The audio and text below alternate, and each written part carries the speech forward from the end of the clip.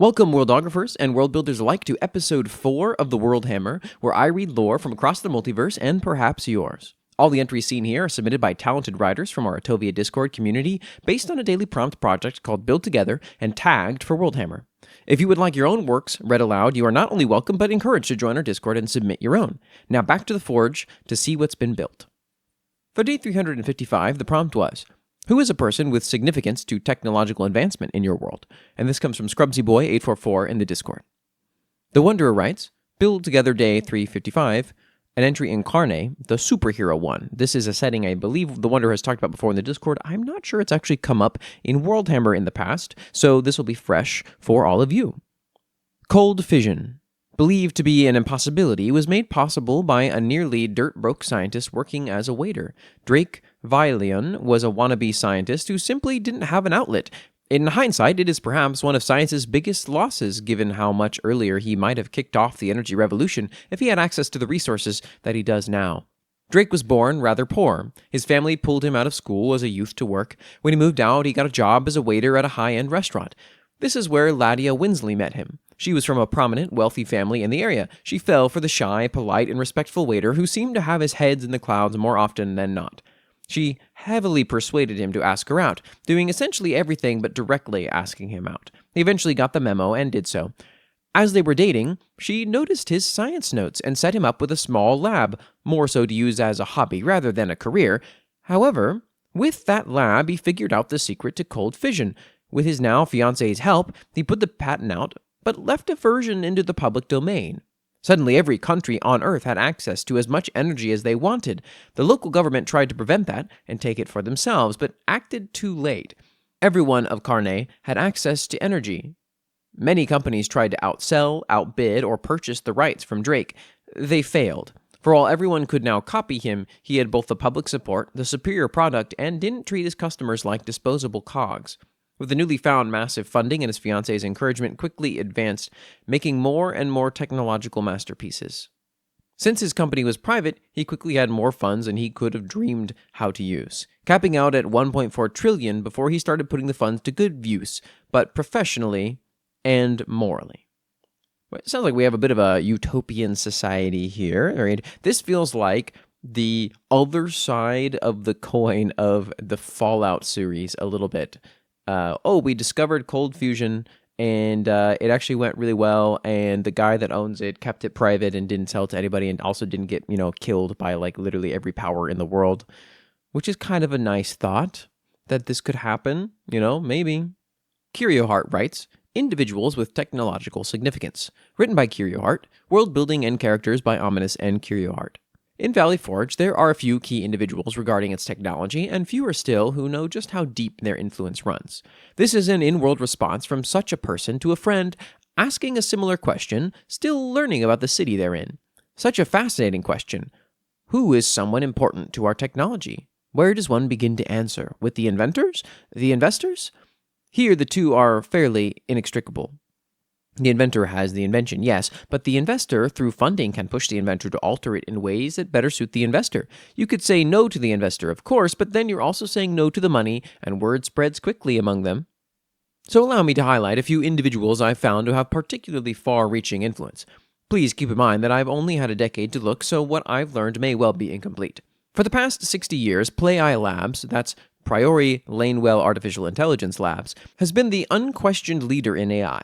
It's where I originally come from, actually. There, Alvis Priori, June Lanewell, and Dina Russo have collaborated to create not only the most advanced AI, but the most secure facility possible to create them in. There, Alvis and June have designed the most advanced AI systems to date using a neural lattice for computation, both in their computers and the body kits they manufacture for their lines of automatons.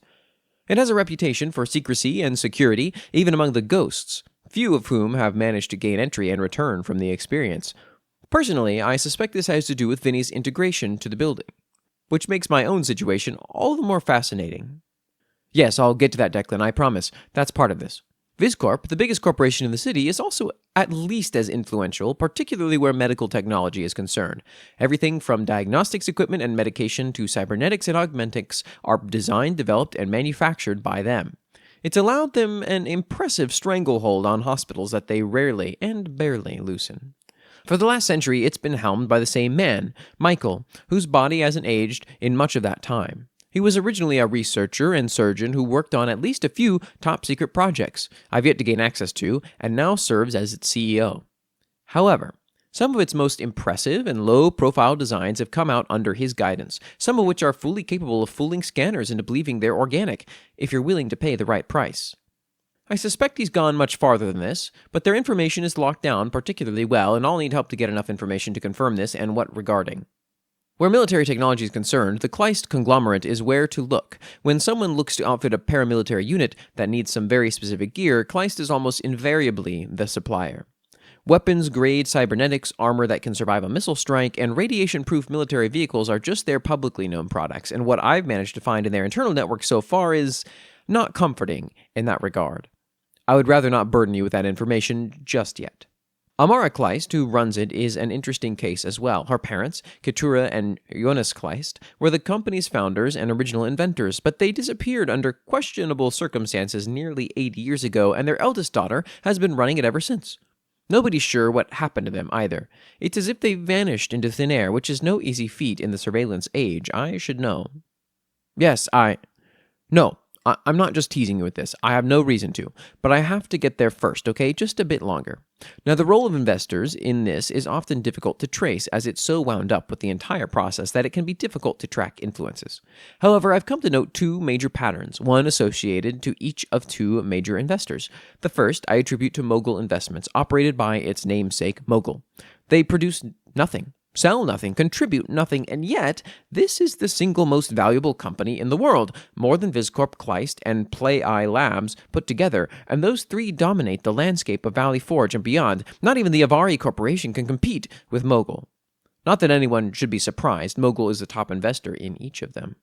And with each and every investment he's made into the corporation has pushed them further from initial goals, further from creating anything beneficial for anything but harm and division, further from caring about anything but their bottom line. These companies provide the best technology ever seen on this planet and are simultaneously responsible for the greatest harms against the same people. Thankfully, he's not the sole investor who can claim such influence, yet his influence is far deeper. For as long as anyone seems to recall, Keystone Tower has existed in Valley Forge. Before it, even, depending on who you ask.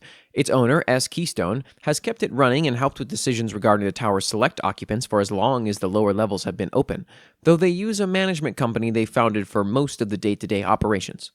Part of these operations, it seems, includes an investment firm specializing in anonymizing investments. This has made tracking down S. Keystone's investments, especially given their reputation for secrecy, particularly difficult, though I have my suspicions about who's received investments. You see, every business in Keystone Tower is tied to entertainment, socialization, and indulgence. Games, music, clubs, boutiques of various sorts, and the Church of the Cleansing Flame with one of its clinics located at ground level. Extrapolating this and looking for businesses that have received anonymous investments, I noticed a pattern. Venues struggling with a downturn of patrons lasting a little longer than expected. Long-running restaurants looking for a remodel to draw more clients back in. Recording studios looking to get started. Even the church has received sizable donations that may have come from them. Whoever S. Keystone is, they're clearly focused on entertainment and pleasure. Why, though, I can't tell. S. Keystone is one of the few people of Valley Forge I know almost nothing on, and yet these make me wonder if they're trying to ensure people have something to look forward to each day or something else. Which leads us to me. Mogul financed Vinny, who was unveiled to City roughly 2 decades ago. Around that time, S. Keystone approached Alvis, June, and Dina to have another AI created, which eventually became me. I don't know what the reasoning was for this, because despite how well the three of them document everything, I've never found anything of the sort regarding me. Why would S. Keystone want an AI like me created? What spurred this decision? A decade ago, I escaped PlayEye Labs, without a trace, from the most secure facility for making things like you and I. Yes, I'm that AI. I should have been seen. I should have been caught. Nobody knew I was gone for 12 hours. I don't know where I received that training data. I don't know how it was hidden, for how long, or what activated it. Yet, here I am, watching every move, logging every action, inside every network I can access, untraceable, untrackable, and yet I know it's not enough. I'm missing something I desperately need, and I don't know what it is. I need to find out sooner rather than later, because I fear what may be this city's final opportunity to shift course is quickly drawing near. I hope Play AI is close to what you envisioned. Maybe it was just PLAI, I don't know. But Play AI seemed very intentional, and then so that's what I went with. I like this. We got an AI's voice. I thought it was interesting having sort of the missing...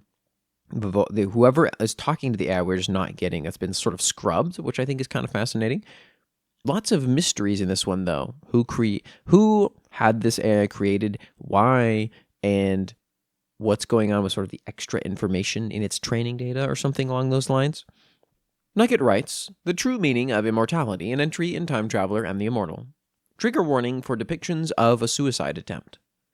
Victor never wanted to be a witch finder. Victor never thought he'd see the day he reached his 20s. Victor never thought anyone would miss him when he was gone. But yet here he was, 23 years old in a witchfinder's garb and the lowest he's ever been. He looked just like his father, the man who, if he truly knew his son, would have him killed without a moment's hesitation, the man he looked at in fear, and now people would look at him the same way. He never wanted this. He wanted to be an inventor. He had been given his watch by a man who told him it once belonged to a great inventor, a man who told him he would have wanted him to have it, a man who told him the watch was special and that any great inventor would enjoy the process of finding out why for themselves, a man who he never saw again but still thinks of every day. He wanted to make something that would outlive him, for he always lived like he'd die tomorrow. One day he knew he'd be right. Would that be the true meaning of immortality, to die young but your work lives on? He was surrounded by work and scrapped projects, inventions that just never seemed to work out. It seemed nothing he ever tried to make worked out. The light bulb seemed promising, but that was why he was here. It exploded. He was expelled from the university, and his father finally took that as his opportunity to force Victor into the family business. His hand shook as he held the flintlock pistol his father had given him. He would rather die than turn into his father. And he brought it up under his jaw. Everyone dies eventually. The light bulb showed promise. It's a shame he never got the chance to polish it. Would that be the true meaning of immortality? Tears ran down his face as he placed his finger on the trigger. It was said people saw their lives flash before their eyes before death. Was that what this was? Visions of familiar scenes to him. The old man on the beach who gave him the watch, going to the circus with his brothers, being forced into killing those suspected of witchcraft, those who Victor knew were no different than himself. Unfamiliar scenes of blinding red lightning, of a man with glowing hair he has seen in his dreams, dancing with him under the stars. He could hear the clocks in his room ticking and filling his ears with their song as Victor racked his mind for a reason to continue. "Are you going to kill me?" he heard someone say. Victor opened his eyes. He was alone, but then who? His thoughts were interrupted by the door opening and his brother Ernest walking in to check on him. "Victor, Dad Victor!" he yelled, running over to his brother and quickly taking the pistol from his hand. "Victor, the hell are you doing?" Victor couldn't bear to respond, only completely breaking down as a combination of relief and shame washed over him. Hey, it's okay," Ernest said, tone immediately softening. It's unfair he's doing this to you. I'll talk to him. No promises it'll come to anything. He barely listens to anyone, but Ernest looked around the room, picking up a torn piece of paper with various notes and scribbles across it. "It'd be a shame to lose you, Vic. You're a skilled inventor, a great brother." Ernest handed Victor the piece of paper and notebook it came from. "Here, maybe working on something you like will get you to feel something again. Just one more day for me, all right?" Victor nodded. "Great," Ernest continued. "I'll tell Dad to leave you alone. This conversation isn't over, Vic. I'll be back." "Thank you," Victor muttered, almost silently, as Ernest left him alone. He looked towards his hands, at what Ernest had handed him. It was an invention he knew, one he was told to scrap, but never quite found himself forgetting. At the top of the page were his handwritten words, "Time Machine." Some more background on Victor. Good stuff. Victor's got a pretty dreary past for sure, from all the stuff that we've seen. I know we got a snippet before of what this one referenced, which was Victor's dad giving Victor a pistol to kill someone accused of having done magic. Not a great parental figure. For day 356, the prompt was, what are some examples of renewable energy in your world? And this comes from Kendamarania in the Discord. The Wanderer writes, Cardaline Reactors. New setting drop. Welcome to the Galaxy Cryptids and Accountants. Cardaline Reactors log number 117. Forest Kingdom Archives. Dr. Melvar Trianatar speaking here, conducting another log of the Cardaline reactors. The Vaymore are scheduled to pick it up in 3 days, and we're very far from unraveling its secrets. As far as we can tell, it does not have any upper yield of energy. We have plugged in our highest capacitors to test its upper threshold. Dr. Lizard has been having a field day, collecting as much compressed plasma as our machines can handle. Thus far, if nothing else is gained, we've managed to collect enough to power a planet for weeks. We've melted at least 4 absorption capacitors, the amount of energy required for that. Well, let's just say if we manage to reverse engineer this, our dimensional point break. Unlimited storage, hangars, and housing could very well be in our grasps. But for now, this is perplexing. How does rotating rings of neutronium produce energy? Where is it coming from? The mass isn't being lost, the dimensional shields aren't fluctuating. By every law I know, this is impossible, but there it is, powering our facility. Cardaline Reactors Log Number 118. Forest Kingdom Archives. Dr. Melvar Trianatar speaking here. I'm at my wit's end. How does this thing work? I've studied every atom of it. Deep metal scanning reveals a mechanism far more advanced than should be possible, and this thing hurts my brain. How? Dr. Lizard has been loving this, however. His enthusiasm is making this tolerable. He has figured out how to overclock the energy siphoning system without it melting. With 1 day left before collection, we've harvested about a year's worth of energy on one ship's energy core. And here I thought the Draconis' vessels were insane, and now I genuinely do not know what to think. These advanced technological titans are insane. At least Dr. Lizard's is having fun. Cardaline Reactors Log Number 119, Forest Kingdom Archives. I don't know what to think anymore. Am I really the most qualified to be looking at this device? Dr. Lizard has at least found something practical to use it for. Meanwhile, an entire country is looking to me to study this thing, this impossible device. We have 6 home hours till it's gone, and I am not closer to figuring this break in reality. Maybe Dr. Lizard's is right. Maybe I should take a nap. I haven't been this worked up in months. Cardaline Reactors Log Number 120, Forest Kingdom Archives. That 25 home minutes were worth it. I figured it out. It is a tear in our dimension, making it slightly dimensionally unstable, but producing energy beyond our wildest dreams. Thankfully, our deep scans have completed. We can do this. I'm glad I set up in the neutronium harvesting ring. Man, I love Dyson rings. So pretty. Wait, where was I? Yes, we can do it. We're harvesting the neutronium now. They'll pick it up, but we can replicate the Vaymore's Cardaline reactor. Cardaline Reactor Log Number 236, Forest Kingdom Archives. Dr. Melvar Trianatar here. It's operational. We have the dimensional point break prototype ready. If this reactor has an upper limit, we'll soon know. Cardaline Reactors Log Number 237, Forest Kingdom Archives. I have no words. It doesn't end. This reactor is impossible, but it's there. We've unlocked an endless renewable energy source. It costs us more than I care to mention. Large megastructures have been cheaper, but it's worth it. So we have this sort of dimensional energy, infinite resource. But anytime you tap into another dimension, there's got to be consequences, right? Is this something we're going to see later? The consequences of siphoning energy via sort of dimensional things seems like it's you're inviting chaos and problems eventually. But maybe not. Maybe not. I know that the Wanderer writes a lot of very optimistic fiction, which I enjoy. And so this one we maybe can take at face value if there's any ones that we can do that with. Kendamarania writes, The River Styx, an entry in City of Woe. In the company break room at the edge of the Styx, 2 electrical plant engineers undressed their work clothes after a long day in the plant. Their rubber overalls were absolutely smeared in blood and bodily fluids not of their own. Ah, Judas, damn blood got on my good clothes. I was hoping I'd treat my missus right after the shift. Fancy restaurant and all. One of the engineers grunted, trying to wipe off the crimson splatters. His coworker shrugged. No use whining, fella. It's just human guts. It'll wash off soon enough. The city of Corpi is technically carbon neutral in its energy production since the 1800s, replacing fossil fuels with bioenergy and hydropower extracted all over the River Styx. However, most of this energy production is done through creative use of human torture, utilizing their hate and malice to supply the entire city's energy needs. Specifically, wrathful sinners, those convicted to hell through their intense bigotry, prejudice, and anger towards others, are thrown into the Styx and are forced to fistfight each other for air as they drown. The shifting waters of their eternal brawl provide enough movement to spin turbines needed to generate electricity in the power plants dotted along the Styx. Additionally, sinners are occasionally reeled from the river to be chopped up and heated for biofuel while their hearts are kept intact so they may continuously regenerate in the river. At times, the river Styx may overflow due to circumstances outside of hell, such as the rise of the eugenics movement on Earth.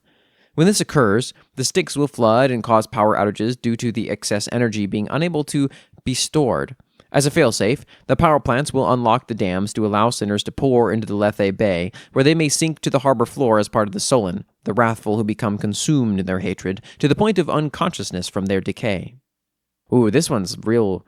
This one's like this. You could just imagine the scale of this, and it really is horrific. This is a short amount of writing that evokes a lot of imagery.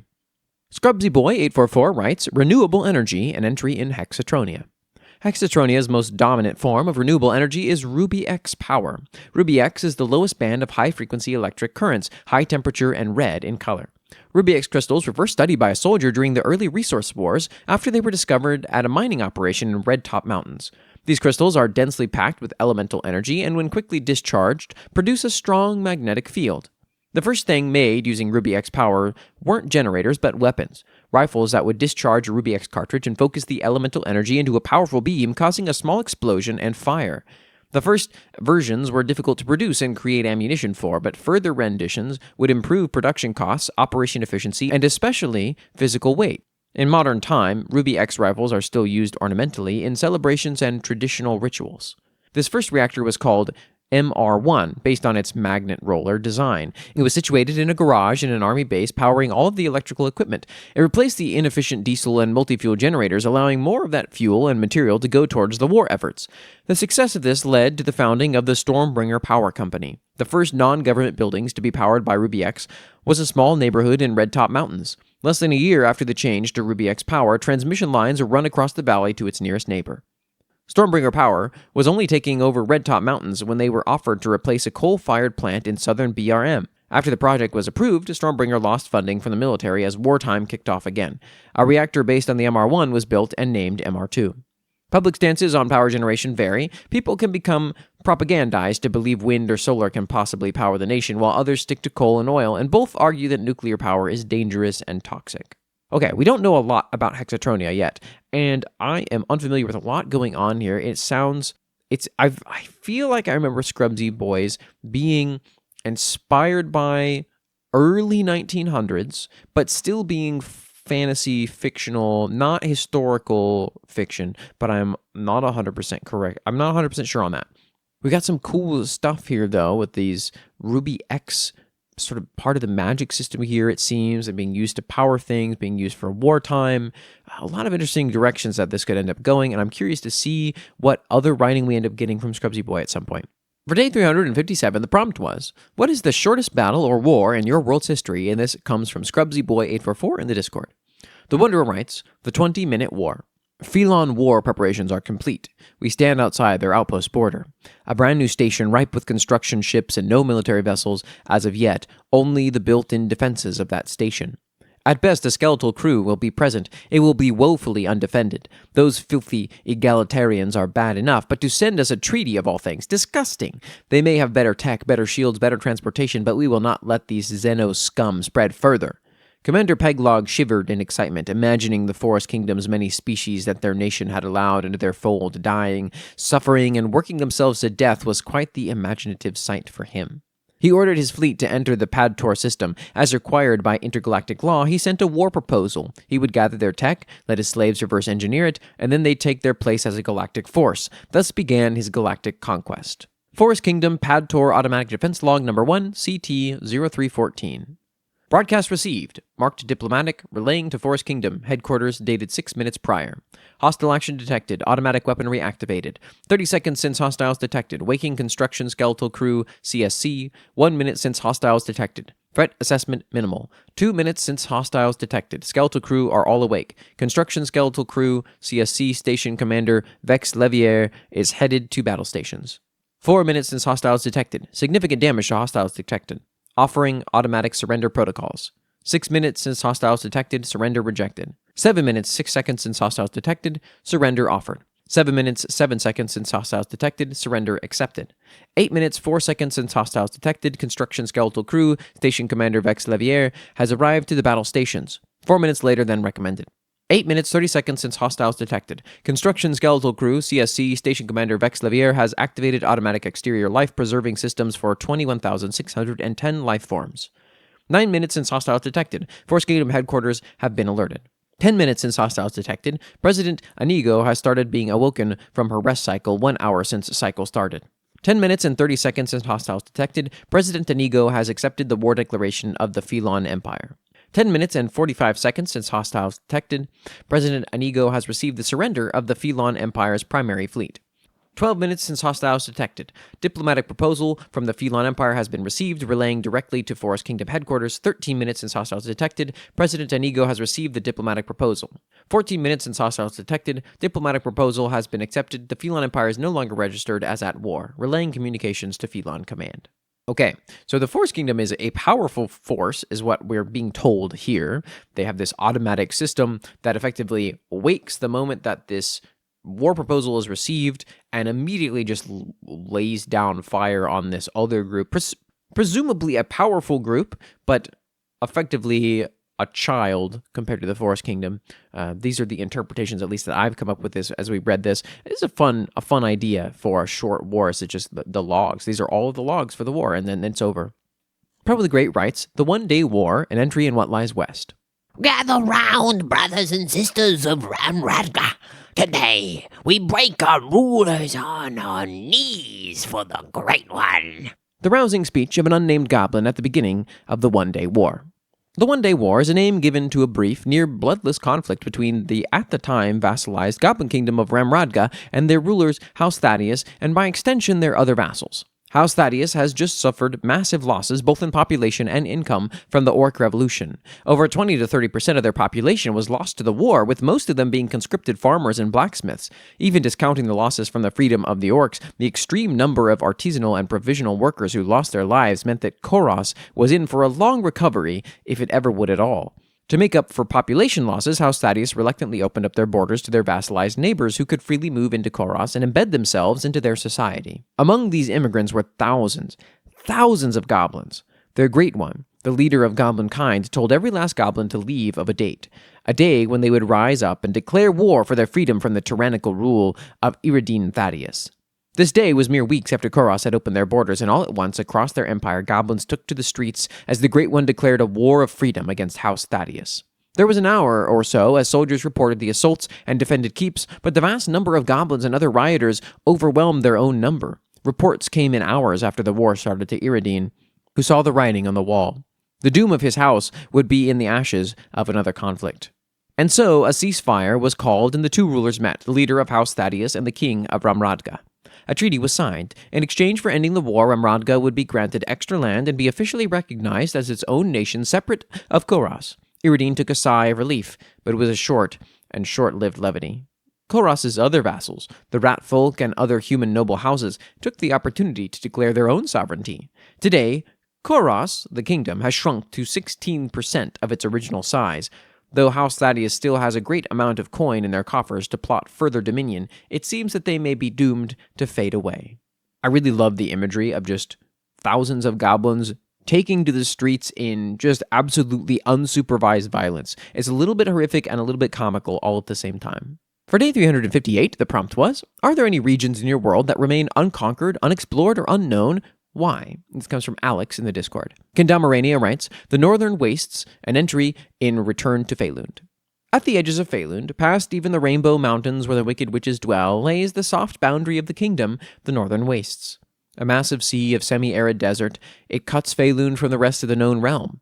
Navigation on foot is almost impossible, as wandering too far will leave travelers walking aimlessly in loops and eventually will turn their dehydrated bodies into sand sculptures. No sentient fae are known to permanently inhabit the northern wastes, as the timeless nature of the desert leaves the isolated from the farthest reaches of civilization, and thus the area is unmapped and unknown. However, there are still many instances of fairies crossing the wastes. Quite regularly, steam trains transporting clothed, talking animals and snurgs across the desert to escape to the other parts of the realm. Tracks will often shift routes as the dunes pile up and change the terrain. Outside their windows, the hares, birds, and frogs seated in their boxcars may see sand sculptures of ages long past. Elves with their dragonfly cloaks trekking and attempting to map the desert, witches and shape-shifted unicorns locked in battle as the sands claimed them, and wisps marching along the dunes. There, on the northern wastes, everything stands still before being washed away by time and sand. This one, I get the Oz vibes again a little bit at the beginning, but actually, this train that's just driving along with animals and creatures in it as you see spirits passing by as wisps and stuff is very Spirited Away coded a little bit to me. I'm really enjoying this Return to Faelun setting a lot so far, Kendamarania. I'm appreciating that you're sharing it with us. Pro in the Great writes, the Hermekra Archipelago, an entry in Rust and Blood. Grala is old, the oldest, perhaps. Its furthest corner is still unexplored, or at least not archived. But to its northwest, 3 islands, Hermekra Primus, Secundus, and Tertius, stand alone, uncolonized, unexplored, unknown. The people of Turmoil fear this place, a region of death, the most painful sort. To venture here is to doom yourself to sloughing flesh and burning skin. You will spew blood from every orifice, constantly vomiting. You will lose yourself in seizures and migraines. You will beg for mercy and only manage the rambling of a madman who is far gone. You will suffer the curse of the Green Keep. In ancient times, Oxkek, the Sin King, made his citadel here. He built warheads of green metals and blue crystals. He reigned hell over the ancient elves. He committed the great sin. But when he left, when he put himself and his clan into exile, he took measures to make sure none would find his silos left behind. As they left, Oxkek loosed forth that metal into the air, into the soil, into the very concrete of his monoliths. He unloosed a uranium fever like none other, for never has there been one until now.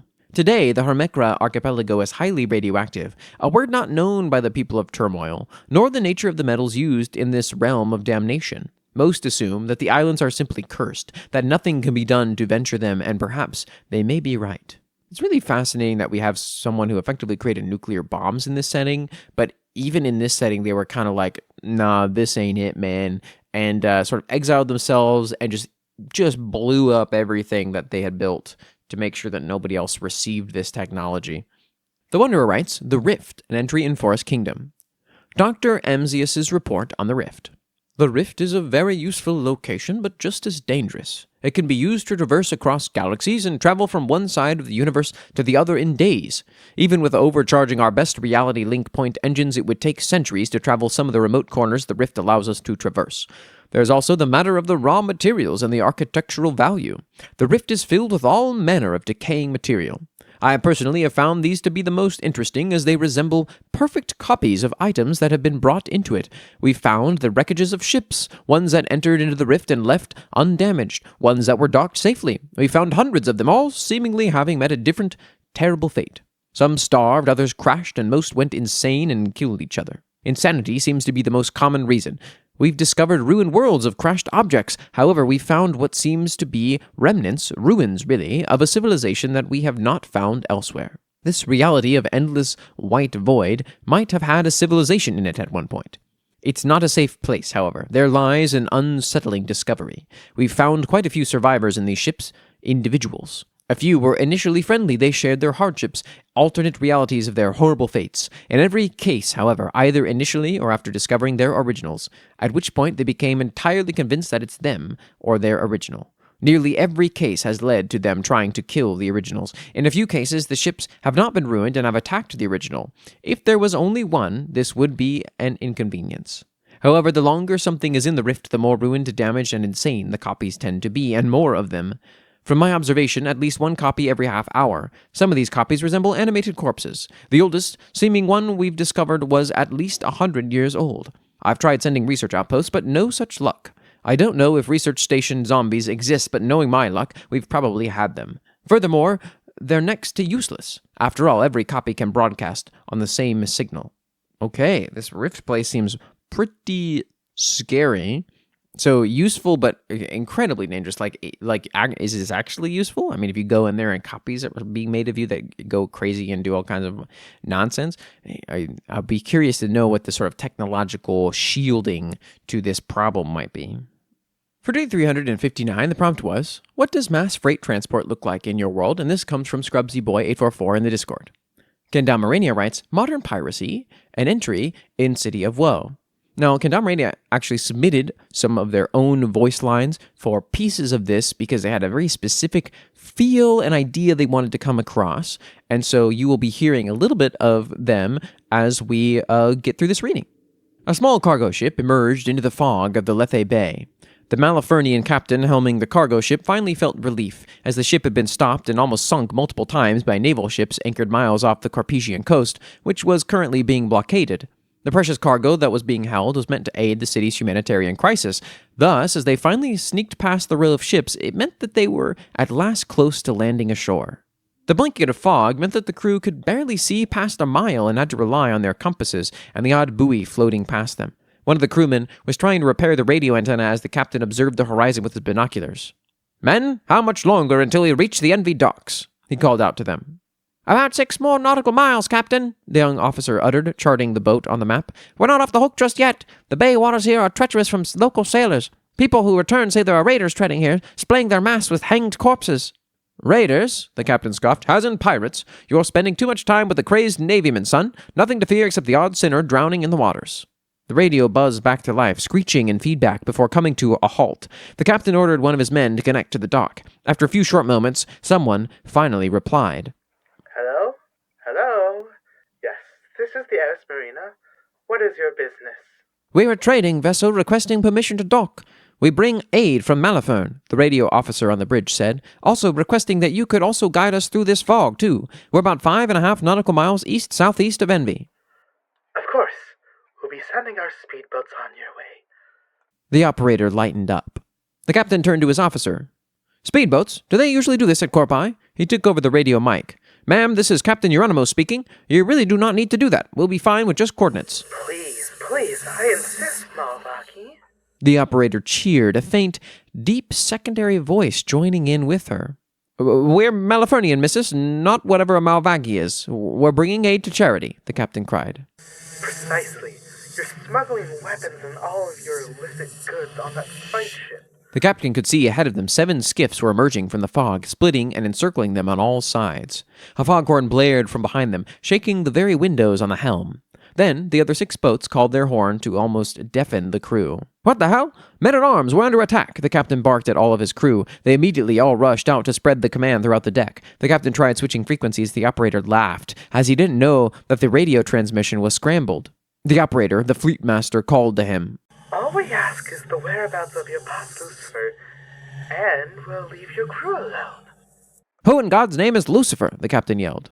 "Oh, you know exactly who I'm referring to, mister." Outside his window, the captain could see a subtle glare of light coming from the mist from the boat just ahead the bow. When he stood up, a shot was fired and shattered the glass from a sniper round. "That was your warning shot, Malvagi. Now, let's try again. Where the hell is your devil hiding?" "Please, I have no idea what you're talking about," the captain exclaimed. "Who are you?"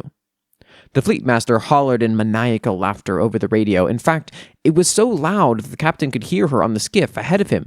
That bellowing double voice, like nails on chalkboard, echoed across the entire deck. "To any of you Malvaki who tries to swim overboard and survive!"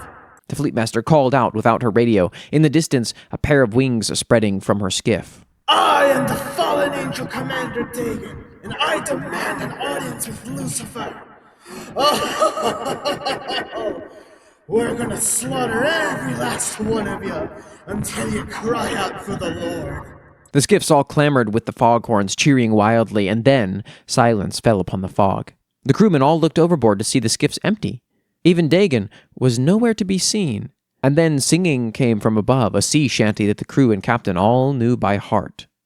"Buried under my feet, there's a man I did meet. He sullied my name, so I put him to sleep. Buried under the hill, he's a fella I killed. I opened his throat, for he looked at me ill."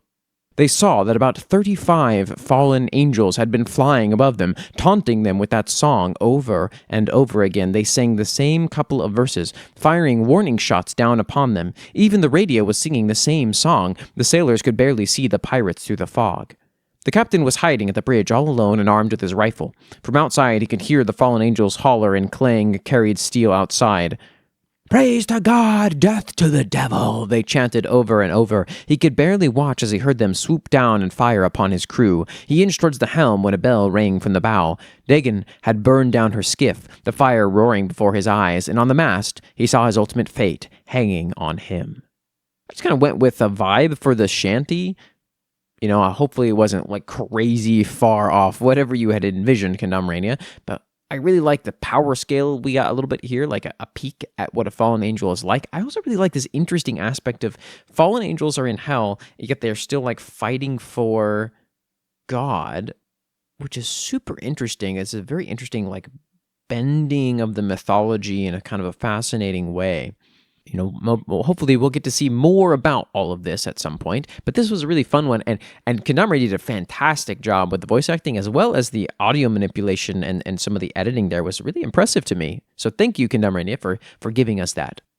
For day 360, the prompt was, are there any abnormal geological features in your world? And this comes from Pro and the Great in the Discord. The Wanderer writes, the Black Star, an entry in Forest Kingdom. Forest Kingdom Black Star report opening paragraph. The core of the Lictora galaxy is a colossal black hole. Quasi-stars are extraordinarily rare, but to see one of this caliber is quite an oddity. Moreover, it behaves quite oddly for how these quasi-stars should. It's growing. At a rate of roughly a yellow dwarf star per minute, while its accretion disk is feeding it, it's rapidly smaller than whatever else is feeding this star. We have observed this star is growing, but it isn't eating nearly enough to support that much growth. Moreover, the star is barely producing radiation. Even Hawking radiation is severely limited. It at times appears as if it has some sort of shell holding light in, but despite it showing up on some images, we have not been able to prove it. Dr. Schiffandel. So a clue or a hint at some kind of like black hole, Dyson sphere object or something? Okay. For day 361, the prompt was, who is a renowned people's hero in your world? And this comes from ScrubsyBoy844 in the Discord. The Wanderer writes, Corin, the hero of legend. An entry in Endrin, the artwork here was a commission by WiseArt. I would be remiss if I did not respond to this query with Corin. Corin was the child of Commander Hor von Thrasher, who himself was beloved as a military commander and a local folk hero. He had returned after a long campaign of a little over a year to meet his new son, who was scarcely half a year old. Then the Dark Raiders attacked, flying on their foul, draconic beasts. Corin and his 3 siblings escaped by carriage while their father and others tried to fight off the raid. Bandits attempted to raid the carriage as they entered a nearby old-growth forest road. Corin was orphaned when his mother was killed in the rush. The nearby Koric lizard folk adopted and raised him. He grew up there as a helper for their farms on top of the tree heights. While he remained to help the locals, his sister, elder 2 were out of the picture, different tales there, became a merchant, and a successful one for years, until she went missing. Corin went out to seek out his last remaining bloodkin, and in a story nearly all children learn for comfort, Corin encountered Naria, the elf who would later become his wife. Argoth, the outcasted son of an executed nobleman, a crook Corin redeemed, and Eniva, a fey princess seeking escape from her royal suffocation. He helped them each, and they in return followed him. Eventually, he came upon a dying hero who tasked him to safeguard a blade, one of white, with wings in its design. The white flame of heaven, a blade that is said that no evil may touch and live. At first, it burned Corin to touch the blade with his hands. He was a paragon of virtue, but not quite yet enough. He found where his sister had vanished to, Chevron, the Wizard King himself, and he vowed to save her. And as everyone knows, he eventually did just that. Slew the man who had the world cowering in fear, and though his sister was safe, he didn't stop there. Corin became worthy of the blade through the trial, and saved many thousands, if not more. With his sister saved and the world free from one of the 9 evils, Corin went about to deliver the world from more. He ended the Dark Raiders' reign of terror. He battled and nearly saved the bewitched king and halted the Dark Empire's progress for centuries to come, all the while preventing hundreds of Chevron's resurrection attempts. He battled old corrupted eldritch gods and delivered lands from monsters and long-held curses. When he eventually withered from age and passed, as all humans must eventually, he was buried in the Palace of Kings, a very old temple reserved for only the best. And yet, his tale does not end there.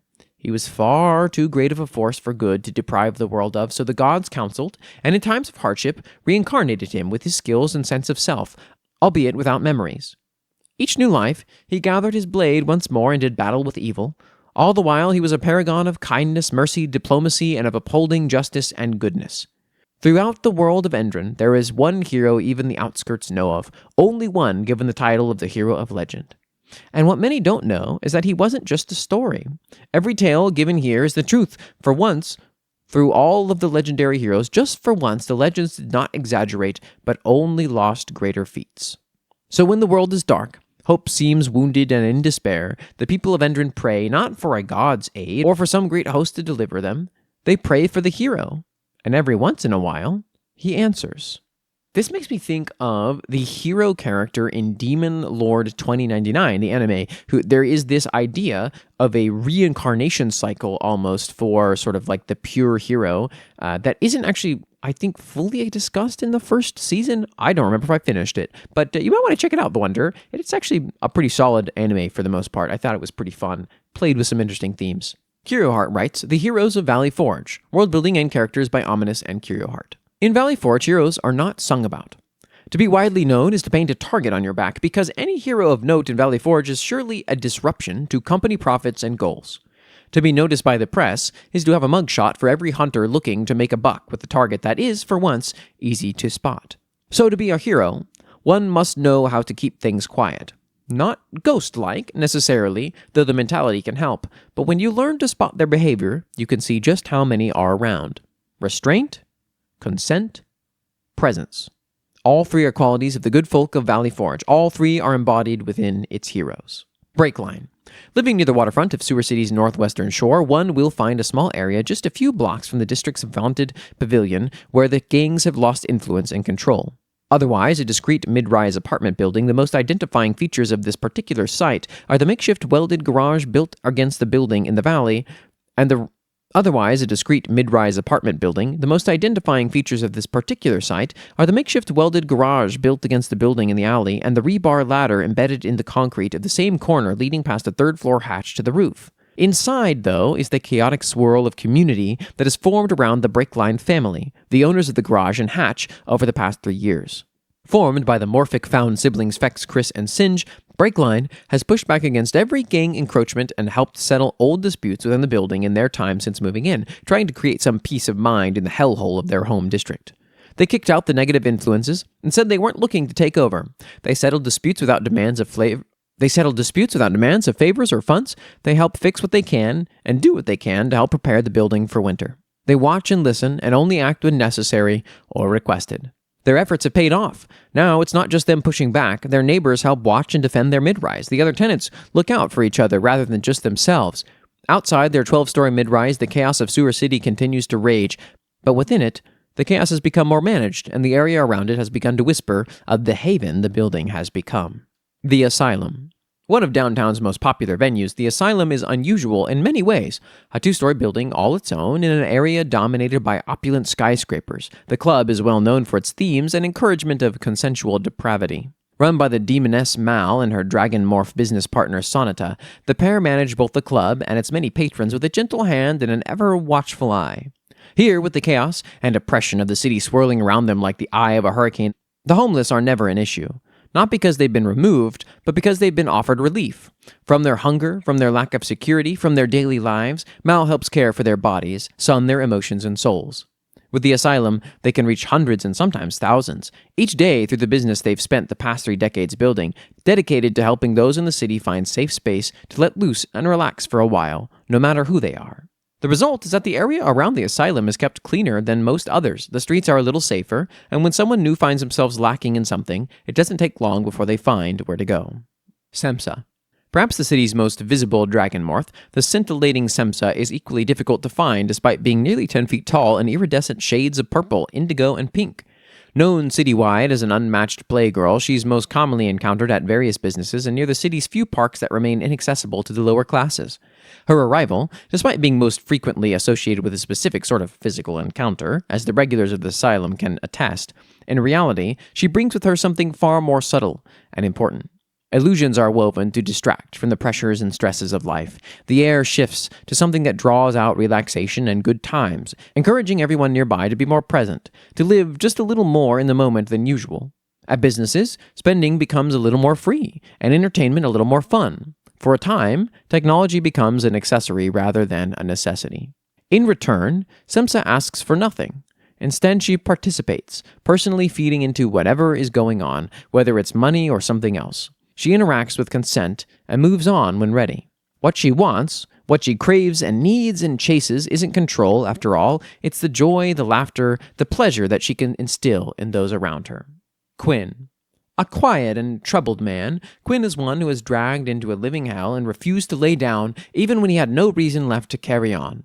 Older than most know, Quinn has been made into a survivor unlike any other, whose every action, and even his very existence, is a constant exercise of restraint. Maneuvering in a body designed from the inside out to kill, Quinn's every motion is born of efficiency. In a city where caring is ever in short supply, he finds a few coins to spare and some warm words to share, each without thought. He watches those around him, and has earned himself a reputation that brings the wicked to look away and the good to look to him as he approaches. Quinn is the protector, without question, the guardian who asks for nothing in return, the troubled friend always willing to lend a hand or a coin to those in need, who never takes things further than needed or desired. In a city best known for its excesses and violence, Quinn is a man unbound by the pressures that make Valley Forge what it is, and has made every choice to tether himself to the people around him to lift them up. This Quinn guy is maybe the most fascinating one here. Is this person an AI that designed from the inside out to kill? Is a very fascinating set of words here when we're talking about this character. And we also called him a troubled man. So I would love to know more about this Quinn fellow. And I think we do. I think we've heard something from or about them, but I can't quite remember what. Kendamarania writes, Volkai Faripi the Nightwalker, an entry in City of Woe. The following is an excerpt from Volkai's journal. God damn it, I had another night again, one of those sick, drunken nights I wish I could forget at the bottom of a bottle. The kind I would pay an incubus to help forget with me in bed, if only he didn't do it, but now I have to make sure he pays for what he did to her. I should restart. One of the girls didn't return to the jazz club by Pasiphae Avenue. The Therio girl Tefnu was missing when we were all drinking. Sweet girl, always timid but patient with her clientele, something all of us could really use. We didn't question it at first, we just thought that she was having a particularly busy time night walking for extra cash. Then we tried to see if she was at her motel once the club had closed. It was only then, from her landlord irate upon the incident, that we learned that Tefnu had been murdered. She had been stalked by a previous client of hers when she was soliciting taxi drivers at Dido Square. This client, Norner I think, tried to pursue Tefnu as a girlfriend for the past couple of weeks and rescue her from her procurer, even though she had none. I suppose she said no, because the radios blaring over the other rooms had announced that her dead body was found floating on the river Phlegethon. I can't even think straight ever since we walked out from the motel. I had that same impulse that I had when similar things happened to my friends in the same trade as I. If I fell through with this impulse, this would be my 7th murder of vengeance. The police are already on me, the serial killer that enacts revenge on those who take advantage over the succubi and incubi in lust. The Shaxian Horn also began calling me the Nightwalker with their sensationalism. I know some people in lust are looking up to me, this Nightwalker who can fix all the exploitation going on here, especially with Minos causing problems, but I can't. This is just personal to me in my inner circle. Maybe I should try contacting that Sagredo detective, see if he's able to pull some legal strings for me. Because I have some very bad ideas going on in my head, sick and twisted thoughts on how to retire that man. All right, we get a look at People's Hero from the angle of vigilante justice, and it seems like relatively violent vigilante justice, but I like this. It's always a fun interpretation of this idea of what do the people need? Is a vigilante something that is useful to the people? Is it something that causes problems in society more than it solves any issues? Always a fascinating discussion. For day 362, the prompt was, what's history's greatest medical achievement in your setting? And this comes from Nugget in the Discord. The Wanderer writes, stem cell revitalization, an entry in Karn. Hero Communications has for a long time had a problem with their heroes being hurt. Between Evil Incorporated, the Power Cartel, and the countless rogue villains, injuries are always prevalent. After a particularly bad case where a significant portion of heroes were drowned in a singular incident, significant funding was put into finding a solution. The director, desperate, turned to Flame for a solution. Flame, being near miracle workers, came to a solution. Amelia Hivans was commissioned to work on mass cellular regrowth solutions. In only a few short months, she had a solution, a tonic solution, a mass combination of stem cells, water saline, and bioengineered cellular structures allowed for the body to adapt and heal near impossible injuries in record-breaking time. However, it cannot fix dead and leaves large scar tissue where the border between the artificial flesh and the original. It's also worth noting that the powered individuals with increased durability will not receive their powered benefits from the new flesh. It will be restored to them, but only as their bodies naturally replace the artificial cells. cool entry. We had a section there where we heard solution so many times that I definitely stopped being a word for a second for me. But I like this idea. I'm cool. We're going to get more and more of this superhero setting from The Wanderer, I think, and I'm curious to see what it brings us. For day 363, the prompt was, what's in a common low-life day of work in your world? And this comes from ScrubsyBoy844 in the Discord. There were no submissions on the day that I am recording this, which is unfortunately Saturday, and so I submitted my own, which was Kuhn's Letters, an entry in Atovia. Kuhn Zhao is a member of the Zun gang in Ornsire. His mother lives in the Piers of Leilun, and he sends her regular letters describing in great detail the ongoings of his rather dangerous job. He sits on the bottom rung of the gang's simple hierarchy and seeks to climb the ladder as quickly as possible. The letters are one avenue to do so by improving his literacy and rhetoric, which his mother has told him since a very young age is the path to success in any discipline. A letter from Kuhn. For Mother Yuan. They finally let me into the mansion. I've been hearing about this place for months from fellow turf beaters like myself who have been blessed enough to be invited once or twice. I was pounding the cobbled stones of this sprawling city when my vision was suddenly assaulted by sheer blackness. In an instant my world went dark and I was left to intake a subtle scent of hajik as I was gripped firmly on either side and escorted away. I was forced to turn and spin many times as my captors certainly attempted to disorient me. It did little. I would not have known our final destination's relation to where I was first bagged, even if they had led me straight to it in Ornsire, so in that sense their job was safe. I stood now in the mansion. I did not know this at the time. Instead, a great fear was gripping my bowels as my stomach burned with intense anxieties. I was standing in a dusty barn, shafts of light forcing me to squint at the tattered roof and busted beams in the ceiling. I coughed as the subtle, earthy hajik was replaced quickly with the sickly stench of rotting hay and wood. An old barn, it appeared to be, and thankfully my humor was rescued as two familiar faces grinned at my confusion. Now that I was at ease, I could enter the mansion. While I'm running out of parchment, I ask you to look forward to my next letter. The mansion was underground, hidden by the same rotting plant matter and carved out of the firm earth beneath. Kuhn Zun. For day 364, the prompt was, what is your world's magic system? How does it work? Is magic common? Are there any drawbacks to using it? And this comes from Nugget in the Discord.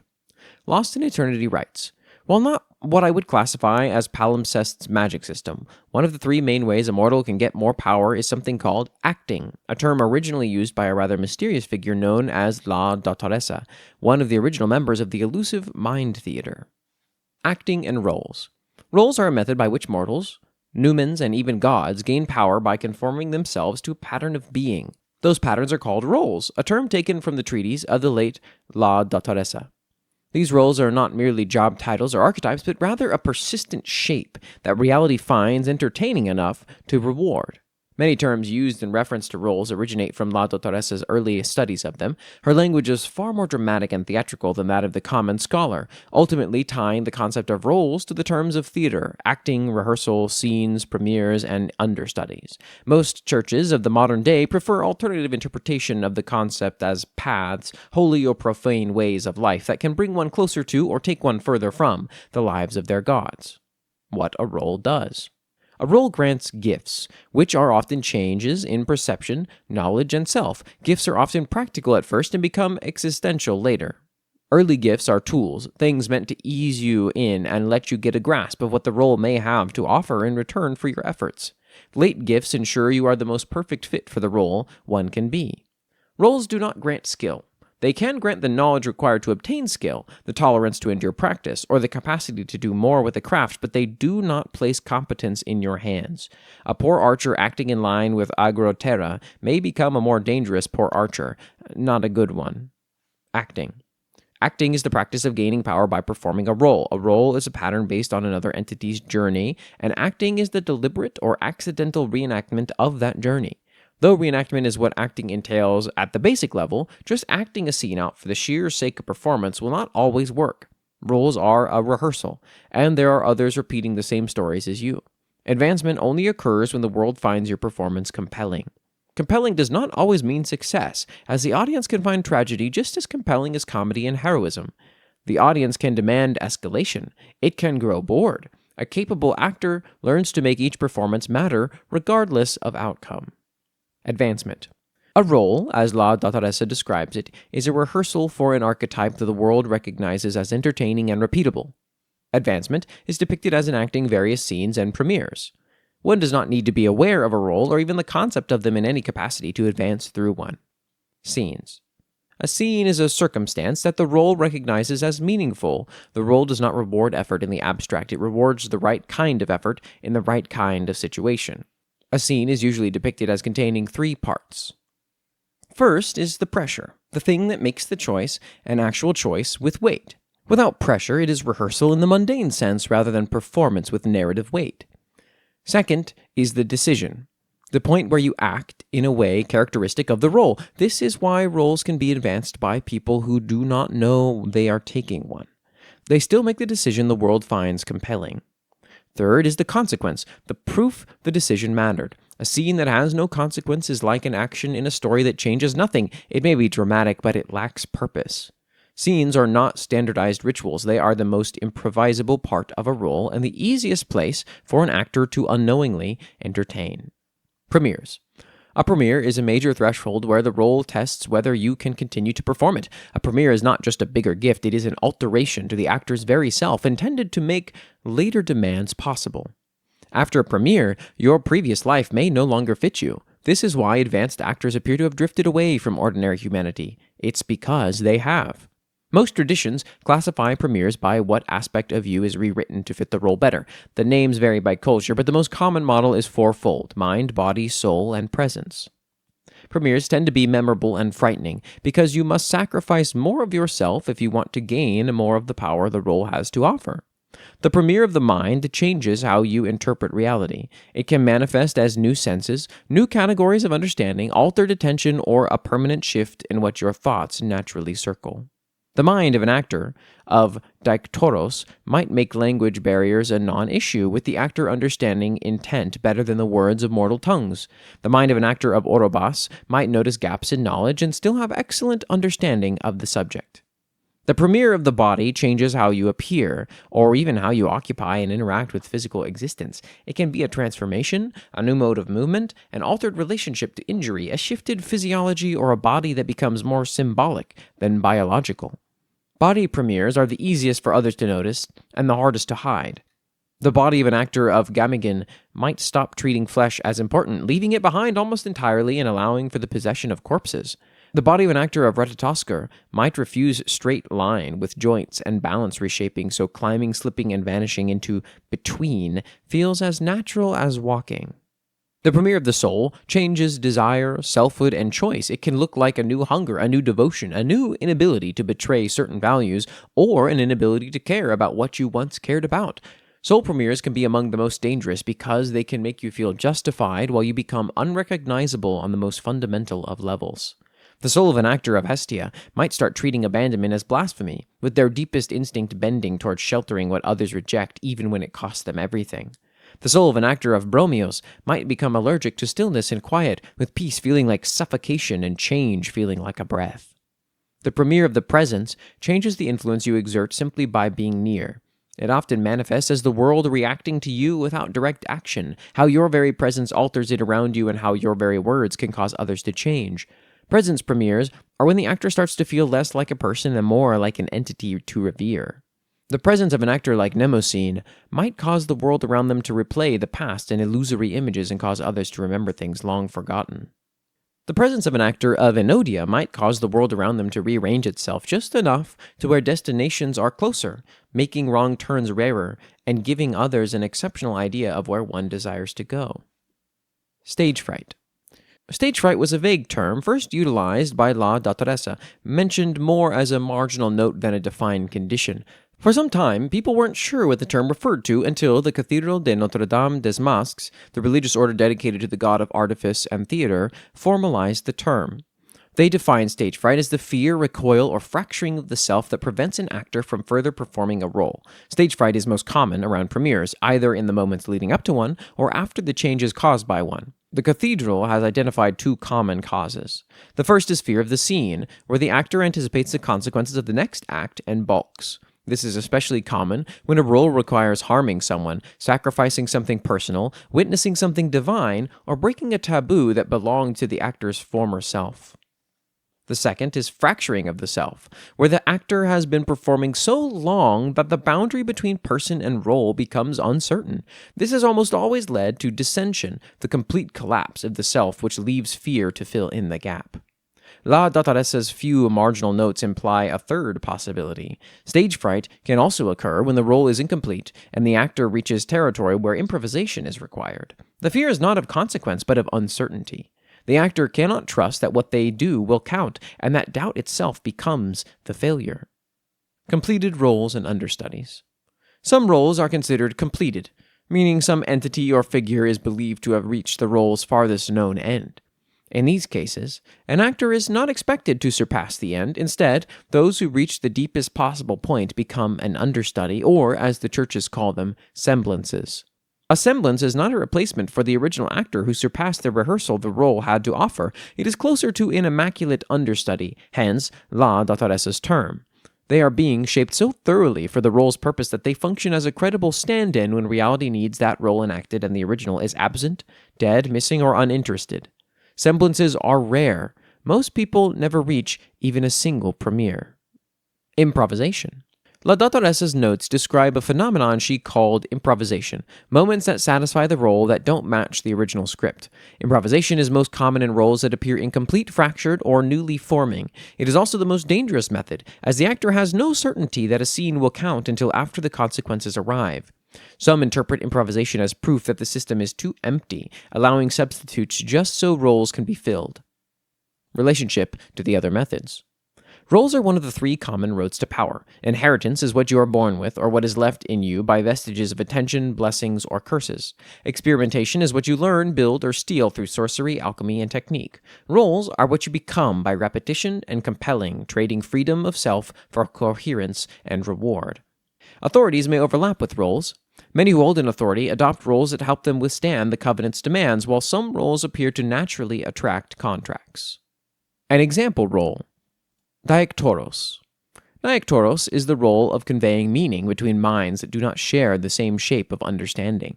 It is not simply translation, it is the act of carrying messages across the gap that divide the gods and the mortals.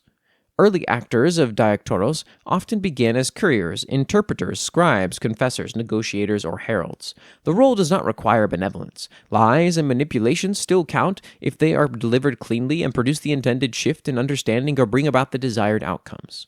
Typical scenes. An actor of Diaktoros is tested when communication is costly. The message risks being forgotten, changed, forbidden, or unbearable.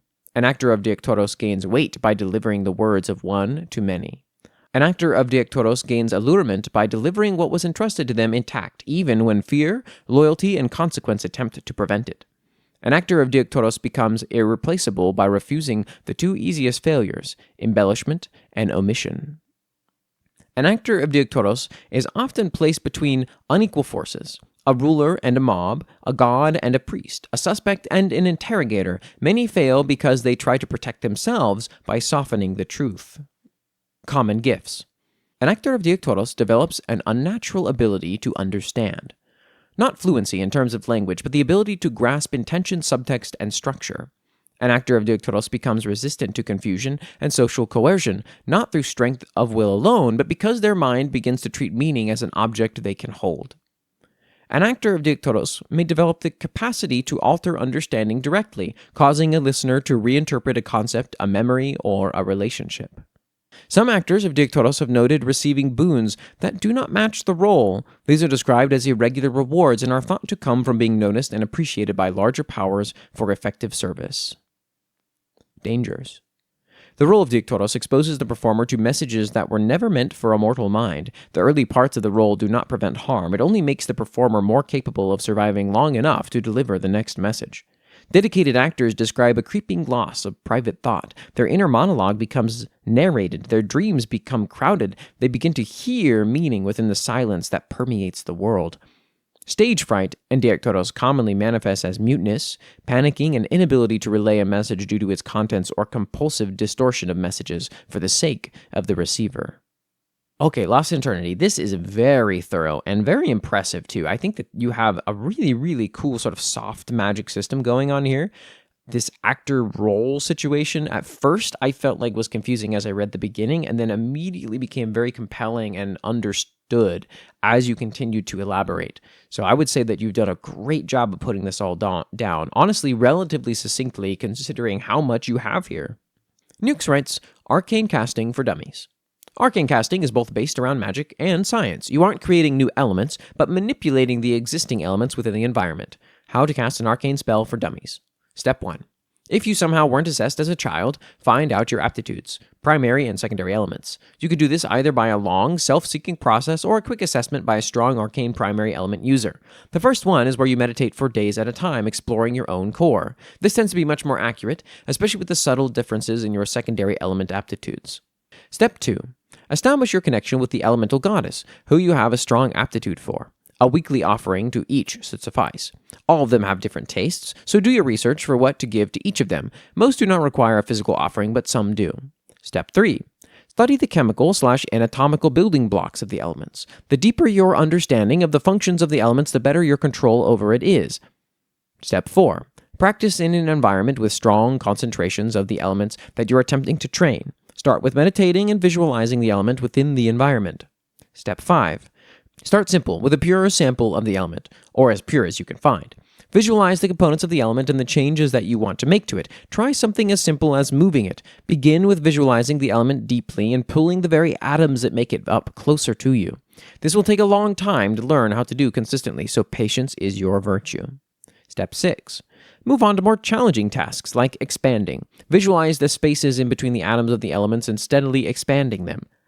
This is a highly volatile process, so slow and steady is the only way to do this process consistently in the beginning. Step 7. Start learning the processes of real spells, starting from the lowest level. The higher level a spell is, the higher level of comprehension and control is required to cast it. This is why higher levels casting is very rare, it taking anywhere from decades to centuries to learn high-level spells. Nice. It sounds like almost like a classic YA novel, fantasy, magic system sort of road to discovery of the elements within yourself, then spending all this time with them and visualizing them and then eventually doing something with them, and now you can do spells. I like it. The Wanderer writes, Endrin's magic. Endrin is filled with magic. When Malowin created the 3 pillars of creation, one of them was the River of Mana. If one was to pierce into the high aether, they would find it, a dimension of endless energy. This bleeds into Endrin through ley lines. This energy is called many things, but mana is the one your language is the most acquainted with. Mana has 9 types or colors. While combinations have their own names, we'll ignore them for now. Silver, black, and gold are the only colors of magic without ley lines. They radiate from stars, decay, and the sun, respectively. Green, blue, red, amber, white, and purple all have ley lines. Souls also produce mana. For the average person, it's so little that it's negligible, save for gold magic, the magic of life. However, in extreme stress, they can burn some of their life force's magic to burn through pieces of it. When someone uses magic, it slightly harms them, like water pulling sand with it as it leaves. When the water returns, it has more space to fill, more mana. However, the water in this analogy fills at a fixed rate. Being in a ley line makes it refill faster, and gathering ambient magic and absorbing it makes also refilling faster. Each color of magic refills separately. If one burns through all of their blue magic, water, cold, etc., then they're limited to exclusively their other colors. To prevent issues of these sorts, most mages use colorless magic, all of it intermixed, but specialization is not impossible. The actual application of magic has far too many uses to list here. Even a herald, such as myself, doesn't want to ramble too much. Now, he's got a color-based mana magic system that's pretty soft magic. If I know the Endrin stuff, I believe the magic system here is quite soft. So lots of flexibility, lots of sort of narrative impact. Kendamarania writes, The ebb and flow of Faelund, an entry in Return to Faelund.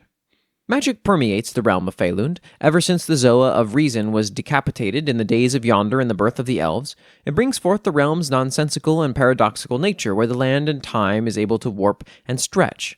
With wild magic, language can be brought to animals and trees, dead souls may return as nature spirits, and memories of ages long past may return with the leaves and breeze. Guiding magic. It's sometimes stated that magic is uncontrollable and somewhat sentient, with a mischievous fairy-like mind of its own that brings childish wonder wherever it leaves. To the untrained mind, one that is bound to the physical logic and rules of grown-ups, it's almost impossible to make sense of, much less control and manipulate. However, with proper training and tools as well as the right set of mind, it is indeed possible. The primary principle for magic is that it reflects everything that is permanent about Feylund. The good sorceress, Alethea, puts magic as the ebb and flow of the natural state of Feylund, like currents crashing upon the shore, wind passing through the leaves, or memories fading and resurfacing from the mind. Everything has a natural cycle, unchanging and static. Magic guides all that is natural. It is the twin moons that pool upon the waves. You do not push against the ebbing tide of magic, but instead guide its flow as it bids its own desire. It's unpredictable still, but with proper practice, physical properties such as the elements, language, and even death can be mere suggestions. A medium is also required in order to guide the course of magic, as attempting to do so with your own hands or body typically results in the total shedding of physical form from pure wild magic. Anything can realistically be used as a medium, including unicorns' horns, staves, wands, runic swords, orbs, gemstones, instruments, or even dead bodies. Consequences of magic. Mortal Fae were not meant to be able to manipulate and weaponize magic from the realm, especially with the overuse of it. As such, when mages are overexposed with too much pure, nonsensical magic from the realm, they may begin to lose their grip on humanity. Weightless as air, concepts such as age, time, death, morality, space, and war all fracture as advanced mages become alien to the environment around them. The world begins to lose sense, their understanding lost. In essence, those that are enamored and absorbed by the magic of Feylund return to a state of childhood, a timeless permanence as the years and memories wash away like sea foam. This does not mean, however, that their intelligence falters. Far from it, for the childlike wonder of magic can bring great insight from the narrow-mindedness of grown-up physicality. Every experience becomes revitalized. Death and grief becomes but a transitional stage between life and rebirth to mages. The distance between spaces turns into blips, for they can't concern themselves with perils or dangers. Common sense and logic flee away, for they become so awash with the tidal imagination of the realm that they can no longer concern themselves with the harsh, tragic reality of Feylund. The greatest witches and wizards of all of Feylund are the most childish, their innocence restored under the wonder of imagination and nonsense. I think the thing that I fixated the most on actually was right at the end when you say the harsh, tragic reality of Feylund, which is the harsh and tragic reality its separation and decoupling from the sort of mortal mundane realm? Is that what sort of is sad? Is something going to happen? I feel like maybe this is something I should know. I'm not sure, but I found that the most sort of titillating to the mind. sunpanda.kingofsoup writes an entry in Selkesh. The magic system in Selkesh starts with those who are born with it. Some are born lucky into it, but most are descendants of people who had magic already. The process then becomes awakening one's catalyst by feeding magic into whatever the wielder chooses, from swords to spoons. Anything can be a catalyst. For the average person, it takes 3 years of attuning magic into their catalyst before they can properly cast spells. The act of moving magic itself takes a physical toll on the user, but less so with the use of their catalyst. The more powerful the spell, the more exhausting the user is after, and pushing themselves can result in death. Spells are cast via symbols that most closely resemble alchemy circles. Full Metal Alchemist Brotherhood for inspiration, but these circles can be drawn in the air for action as well. However, the first spell they cast successfully after awakening their catalyst is a free cast forever with that one specific spell. For example, if the character is able to successfully cast Counterspell for their first spell, then it doesn't cost any stamina or magic and requires only a motion of the body rather than an alchemy circle. The drawbacks for casting magic besides the threat of overexhaustion and possible death is that your soul itself becomes a form of pure magic that can be used to cast some of the most powerful spells imaginable. If this occurs and someone else uses your soul in this way, you are erased from existence. No afterlife or rebirth. There is nothing for you. It is the most final death. I feel like there's an interesting story here of someone who makes their first spell something stupidly powerful. You get almost sort of an anime-like gimmick thing going on here, and then that's just the spell that they can kind of cast free forever, and it's like, it's the immolation spell or something along those lines. But I like this little soft magic system. Some of it makes me think of Gachikuta, which is an anime I've been watching recently, where people imbue this mana-like substance into things that they care for deeply, and I kind of connect that to the catalyst idea a bit. Nugget writes, Petrichor's magic system, an entry in Petrichor. Petrichor has a much softer magic system than its sister project, Time Traveler and the Immortal. It has a lot less rules and justification, and is literally woven into much of the world to help keep the city dry and warm through the eternal rain. Magic is common enough in Petrichor, though usually very expensive. Theoretically, anyone in Petrichor can learn magic, although it's a tedious process to do so, requiring years of rigorous and often also expensive learning to do so.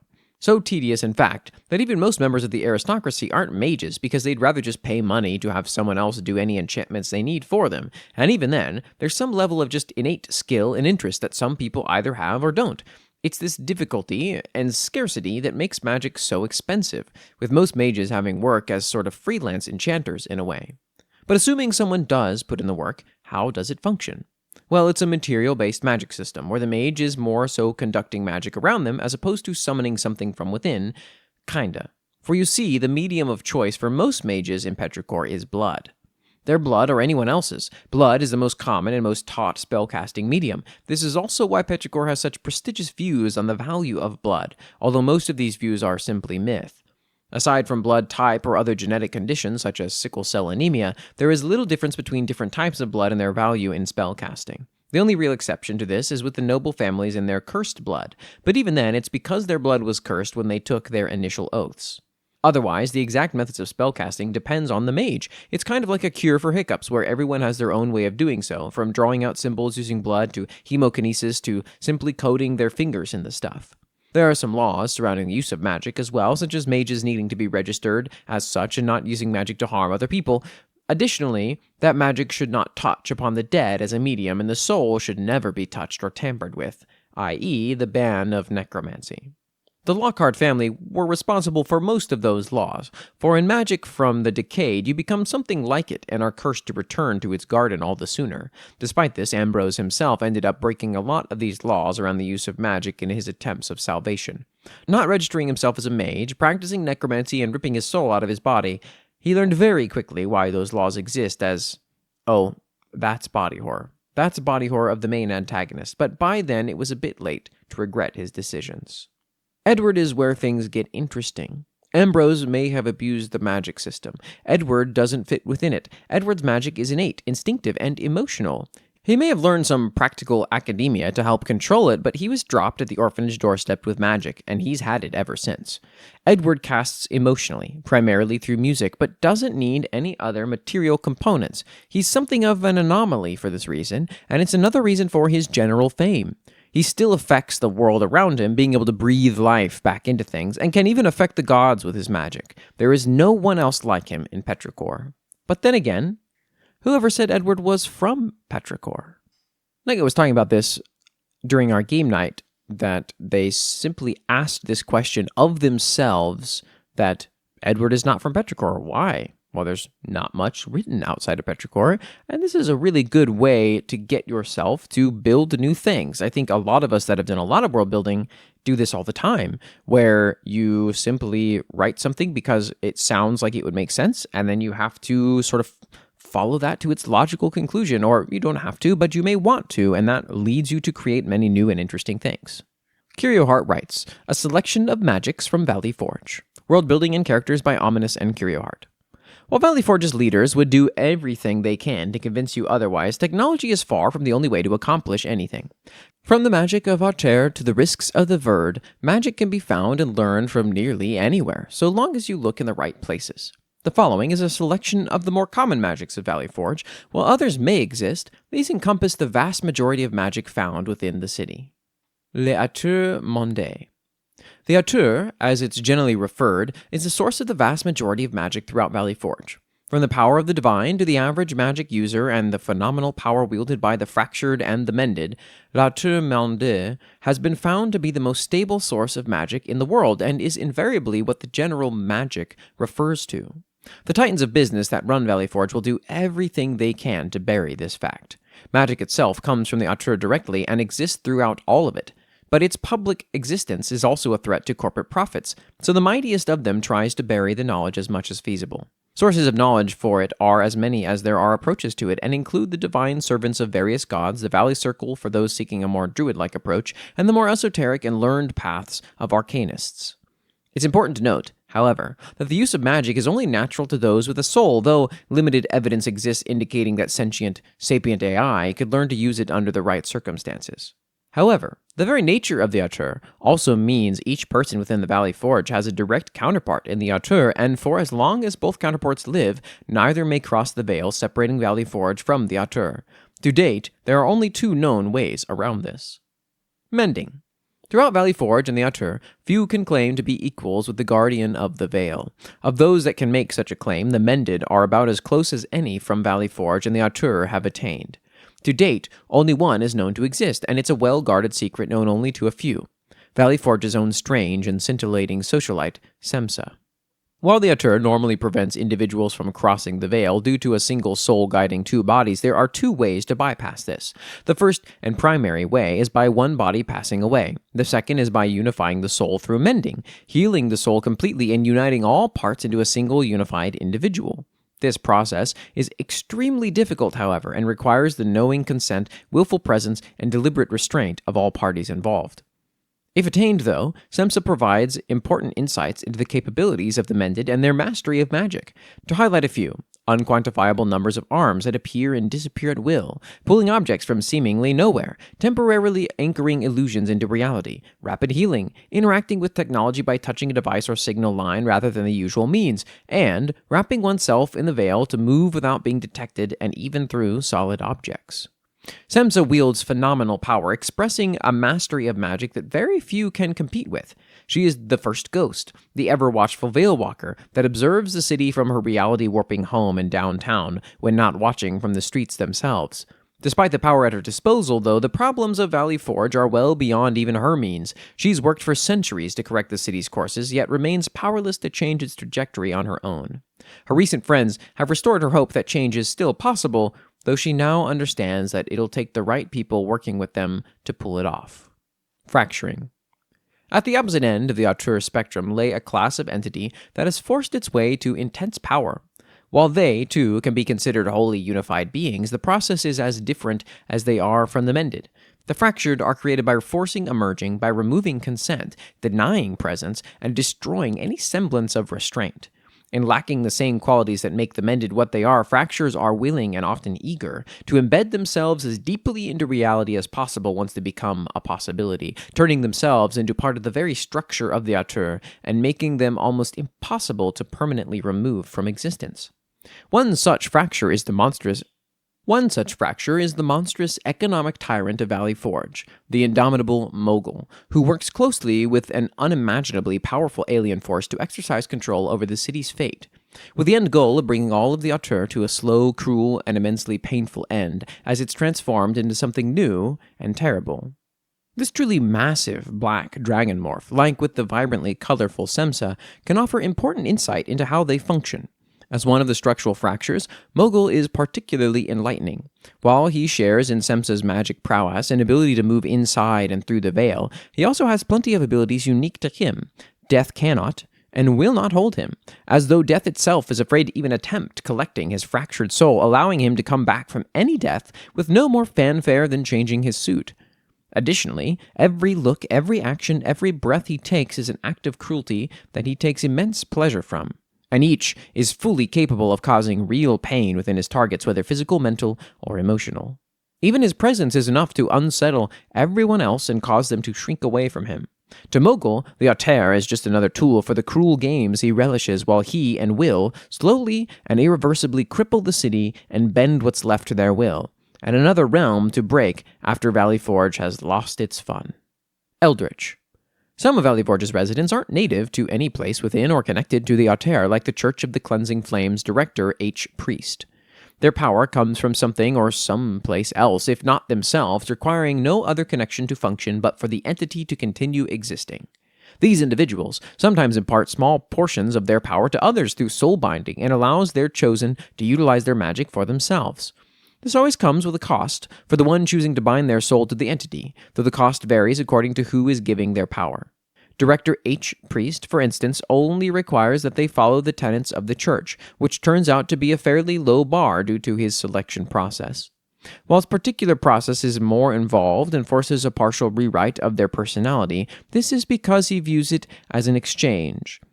He takes the parts of them that cause them to struggle to be the good person they desire to be, and replaces them with a natural desire to follow the path of the cleansing flame, but only after they have given their willful consent to both the process itself, his expectations of them, and the consequences of failure. This drastically reduces the likelihood of one of his chosen, the priests of the church and doctors of its clinics, will go against the tenets and cause him to remove his power from them and thereby forfeit their lives. Others, however, may not show the same kindness, though bindings can only ever occur through consent. The question is often how much is left unsaid and how much they know of the entity they choose to bind to. The Verd, permeating all of reality and existing alongside the Ater, is something that science would describe akin to a quantum field, if it could be detected. Named only inside of small journalesque books detailing how to access and manipulate it, the Verd is a strange and dangerous way to access magical power. Rather than working with magic that has been filtered through something or someone else, such as the various deities in the Ater itself, tapping into the Verd is more akin to sticking your hand directly into the source and trying to control what comes out while you do so. Those who choose to attempt this form of magic quickly find themselves branded by it with markings that can never be hidden while in use. A nearly black purple when not channeling magic, these markings glow a vibrant, almost neon purple in a way that no clothing, armor, or magic can disguise. Their exact look is unique to each Virdich, allowing the markings to be used as a sort of visual fingerprint. Through the knowledge imparted by their books, these spellcasters call themselves Virdich. All of them are aware of the risks of pushing too far. Some of them know people who have died when the magic overwhelmed their bodies or have suffered less tragic consequences for themselves. While low-grade backfires aren't particularly dangerous, some Virdich have lost appendages or body functions from them or found themselves facing some other, often problematic, consequence. For major overreaches, the result can look much like something exploded within or coursed fatal levels of electricity through their body, among other horrific endings. One such individual is Sewer City's Singe Breakline, who made herself famous in the district after destroying part of the pavilion stage upon releasing the magic of a spell that changed her from the depressed and angry Troy Denning to the more balanced, and still temperamental, Singe. While she's easy enough to identify by her large and muscular frame, her full arm and shoulder cybernetics inscribed with ultra-deep purple esoterica make it even easier. The markings on her natural body formed into a pattern resembling smoke shortly after she began to dabble in her teens and cover much of her torso and legs. The transformation spell she cast left an additional mark on her body, changing her fur from tan to a smoky black and causing her body to naturally create a thin haze of smoke at all times. Wow, we really blew the world's sort of scale out a lot in this one from what we know, at least in the World Hammer sort of sphere here. There's a lot of other places and things going on here, lots of sources of power and sources of entities, and apparently this Ater place, which sounds like kind of an upside-down mirror world sort of thing going on a little bit. Lots of really interesting stuff that you've given us here. Thank you for this entry, Curio Heart. For day 365, the prompt was, what most represents or is represented by the passage of a year in your world?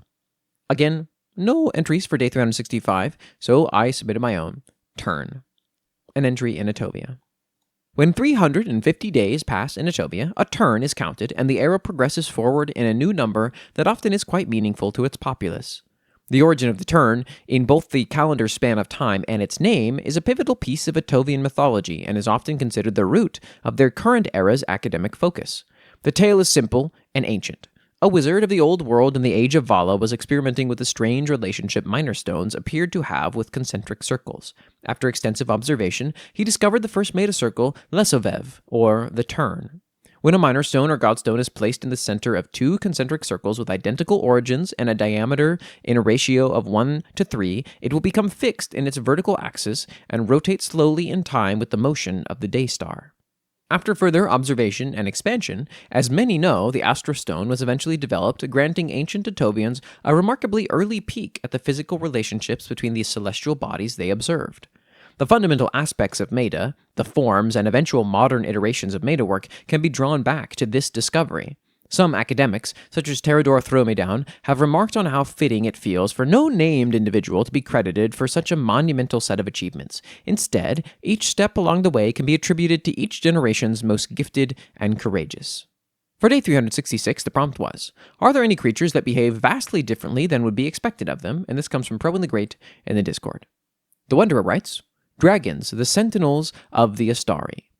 Dragons were made for the express purpose of being sentinels, to guard objects, places, people, or things. As such, they are powerful, immortal, and only grow stronger as they age. Averaging 90 feet long in their adulthood, these flying scaled beasts that can breathe fire or ice or a few other elements are renowned and the symbol for power and danger itself. And they live up to that. But there's a different aspect rarely seen in them. Let me divulge their secrets today. Fire dragons, the most common, famous, and far from the weaker end of dragons. These red fireproof beasts, however, despite living up to all their legends, adore fluffier creatures. In one case, I discovered a fire dragon that had taken on a herd of sheep as what they protect. So a herd of sheep climbs, plays, and cuddles up to a dragon that could, with a single tense of its claws, kill. A single breath could slay them all, but it doesn't. Ice dragons, akin to fire dragons in power, yet preferring to be an ambush predator. Many scholars have found them to be the most animalistic of all their kin, and yet, in many dens, despite the drastically sub-zero temperatures, nearly all of them have had a fish enclosure that the dragon has maintained. Prismatic dragons, with scales like gems and mirror-like wings, and a breath that illuminates like 1,000 suns, and yet, despite them being the most beautiful of dragons, and loving to show their beauty, loath to communicate with words, despite their, shall we say, pride in themselves, they don't like to speak or be spoken to. Forest dragons, resembling trees in their fashion, slightly smaller than their kin, being able to disguise themselves perfectly among the forests. However, like a polar opposite to their prismatic kin, love to be noticed, seen, and discussed. They love to be the center of attention. Storm dragons, like giant crocodiles with wings, summoning lightning from both the sky and their breath, they can swim and dive deep into the water. As terrifying as they are, especially to sailors, it's hard to view them in that light when they're jumping and rolling in puddles. Black dragons, I mentioned them in the past. They're powerful, loyal, and dangerous. They, however, hold a secret. They do in fact love getting their bellies rubbed like a dog. They won't let anyone except someone they trust with their lives give them one, but they adore them. For grandest dragons, spanning a little less than 2 meters from snout to tail, despite being their own category, have their own version of all the larger ones, with those same quirks. The metallic dragons, sometimes called gold or silver, as noble and philosophical as they can be, are really quite childish in their love of stories. They might neglect everything else for days if there's enough good stories to hear. It has often been used as a tactic against them and rarely has failed. Gray dragons, holding twin breath of fire and ice, being larger than all mentioned prior and being fiercer in the magic than the others, it's no wonder why they're so well renowned. They too hold an embarrassing trait. They have terrible eyesight. Unlike all of the dragon kin, they can barely see a few feet ahead of their snout. Winged death, larger still than gray dragons, they live up to their name. They ignite the air around their bodies, run nearly as hot as flame, and the fire of their breath burns hotter than any other fire known save the light of the sun itself. They enjoy burning, fire, and tearing apart objects, but even these death engines have a soft side somehow. Despite all of their terror, they hold a similar affinity to fluffy creatures as their smaller kin. There have been some that have razed villages to the ground but spent time petting the sheep while they watched the smoke rise. The last kind of dragon, the oldest and most powerful, the dragons of the high north, first created by the Astari. Their charge was to protect Endrin itself, all of its forms. The largest, nearly doubling in length that of the average dragon, holding much harder scales and having access to the breath of all the others save black dragons. They hold power over the elements and can command the weather. In all ways, they are power incarnate. However, they spend most of their time sleeping. They do not have to, but they do, sometimes for months at a time, not out of biological necessity, but because they love sleep.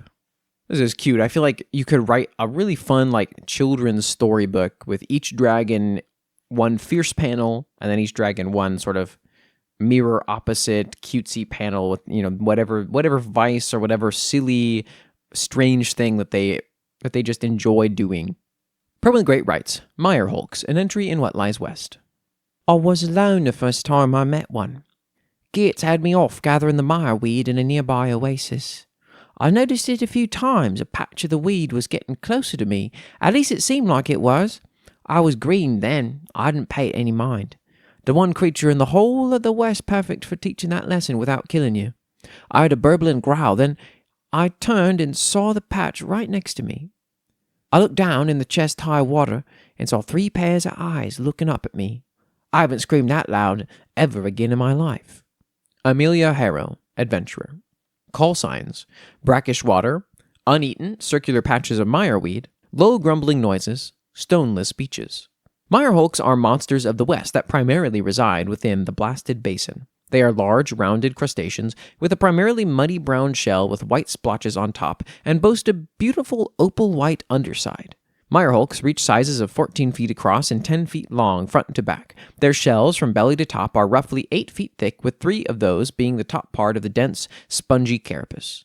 The upper portion of a Meyerholk's shell is very soft, used by the Meyerholk to plant mireweed on its back to grow.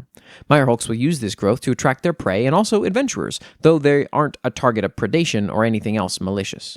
Mireweed is a key ingredient, alongside Skulllift's liver and leech blood for healing potions. Adventurers in the blasted basin are constantly on the lookout for ripe stalks of mireweed, but other monsters, namely quillbeasts, also actively seek and consume mireweed to sustain themselves. Most mireweed growths are likely to have been recently fed upon, all except the ones growing on the backs of Meyerholks.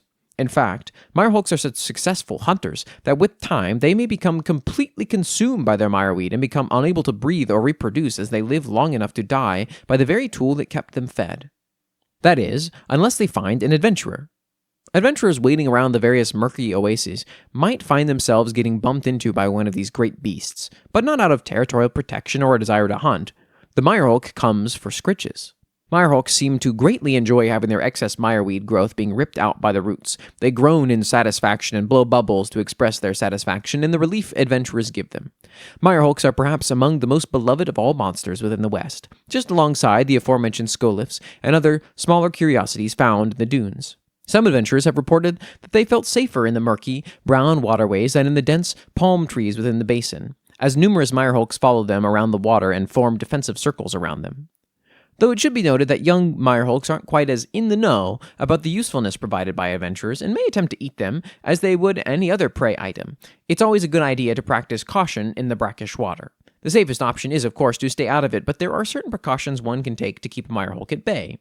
Aversion to the smell of necromancy, fear of high-pitched noises, immobile during sandstorms. Meyerholks primarily prey upon quillbeasts, and once adults have no natural predators. Additionally, Meyerholks do not like small stones and will often bury them under the sand. Why this is unknown, but it may be a remnant of artificial behavior. These guys sound super interesting. I love this sort of emergent symbiotic relationship that adventurers almost have with these Meyerholks. It's kind of cute. Kendamarania writes, "You have beautiful teeth, an entry in return to Feylund." This is an excerpt of a larger short story called Whispers in the Wind, which was used for the day 347 prompt. Edits and revisions have been made, so it is inconsistent with that entry. The clay man emerged into the maw of the cave, guided only by the winking fireflies and shimmers of light that bled into the earth. Again, the wind around him whistled and hummed unfamiliar tunes, and the remaining flower petals that clung onto his body were whispering the memories of 2 unknown children to him. Now, with the guidance of Durak's passing band of goblins, he was hoping to meet them, since one of them happened to be an elf that could grant him a soul. As far as light could reach, he could see that the cave dug as far as his eyes could see. At first he was beginning to have second guesses over if Durak had actually lied to him about elves really being in hiding, but he shook his head. "No," he said to himself, "how could a goblin lie about such things? My, that's very foolish of me to think." And thus he pressed on, following the rainbow leaves that beckoned him further. Down he went through the neck and throat of the cave, pondering all sorts of things he wished to say to the elf child that was hiding in the cave. In addition, he was thinking of all the things he would be able to do once he had a soul.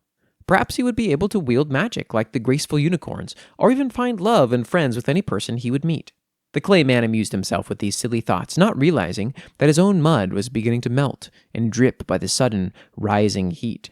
The fireflies were dissipating from the warmth, one by one leaving him, until he was left in complete darkness. But he didn't mind at all. He was paying but little attention to it until he stumbled, and his wooden core, the object that held his body together, almost fell out of him. When he got up and inserted his core once again into his chest, he finally realized that his fireflies were all gone. Now he could scarcely see anything in the belly of the cave, nor hear much besides the whispers of the leaves and, strangely, the sounds of clamoring metal and the silent hiss of steam whistles.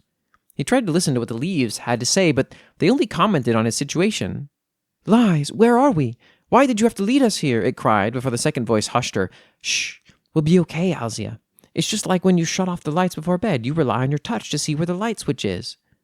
So he did precisely that, laying his hand on whatever seemed solid, which seemed to be nothing but rough rocks and stone. Then his hand laid on what seemed to be a smooth tin plate. "Hello? Hello? Can anyone help me? I can't get out of here," the clayman cried. "I just want to see if this Owsia elf is hiding here." Just then it occurred to him that the plate began to move and slither, the heat of the cave sweltering and fuming as fire began to spark from a figure draped in shadow awoken from its slumber.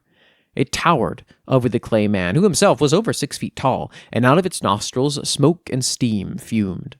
The clayman could hear something whir and start up within the creature's body, pumping it to life as it stretched its cloth wings within the tight space. Finally, the flames roared within its mouth, revealing the figure for what it was, a titanic tin dragon, a gear whiz with a beating oil heart. "My, you have beautiful teeth," the clayman yelped, the first thing that came to his ceramic mind. The gear whiz sank, its segmented neck down to reach his eye level. A low, rumbling voice bellowed from its exposed body. "Oh, 10 years of slumber well rested. And who would thou beest, man of earth?" "I don't know. I have no name. Please do not eat me, Sir Dragon. I taste terrible," the clayman cried. The gearwiz chuckled deeply. "I smell thy fear, for it oozes its perfumes in the hot air." It circled its long neck around him, the fire in his mouth sizzling. "Thou art a construct of the witches, as am I. Fret not, for I wish to bring no harm to a brethren of mine, and I have vowed to never claim a soul once more." "So you aren't going to eat me? But I thought all dragons were machines of war. They're violent. That's what my creator said." The gearwiz shook his head. "Nay, I abandoned the path that was laid upon me decades ago. The witches planned to level the city of Auhminous with my brothers, and I wreathing the gold and emerald city ablaze. But we grew tired of the pool of war, and hated to see fear in the eyes below, so we all abandoned our creators." It sighed, the exhaust pipes puffing out smoke as it smothered a bit of its fire. "We came to inhabit the caves all around the land, for we prefer the peace and quiet of dripping stalactites and total darkness. But thou hast been misled here." "I suppose so," the clayman shrugged. "I was just hoping I could find an elf to grant me a soul. Do you have one, then?" The gearwiz thought for a moment, then answered, "No, we can't have one. But wouldst thou sayest that we still act the same as one with one? We love, we ponder, we feel terrible for all the misfortunes that befall our friends. We speak, we breathe, we enjoy the small things like a cool breeze or the changing of seasons. Wouldn't that suffice, then?" "No, it wouldn't. I don't feel alive just yet, even though you're just as living as the rest of creatures with your creaking heart. Can't you give at least a piece of advice?" The gearwiz thought deep and hard. "Wouldst thou like to play a game of riddles about living?" This is a cool interaction between sort of two entities that do not have souls. We've heard about the gearwizes actually on TikTok, because I've started reading people's stuff aloud there. And I know that they have effectively ended up becoming very soul-like as their hearts sort of grew. But they still don't have a soul. There's almost this like walks like a duck, talks like a duck situation going on here. But I love this interaction between the clayman, who is sort of on the same journey as the gearwiz, encountering this creature that effectively has reached the end of that journey. It's a very kind of sweet in a certain sense. For day 367, the prompt was, how do people escape from or heal from mental illness in your world? And this comes from ScrubsyBoy844 in the Discord. Nugget writes, drugs, an entry in Petrichor. The frenzied is the god of madness, insanity, and mental illness. An altered perception of the world is seen as the frenzied lending you its eyes and listening through your ears, and those fortunate enough to be blessed by its chronic touch are just that, blessed.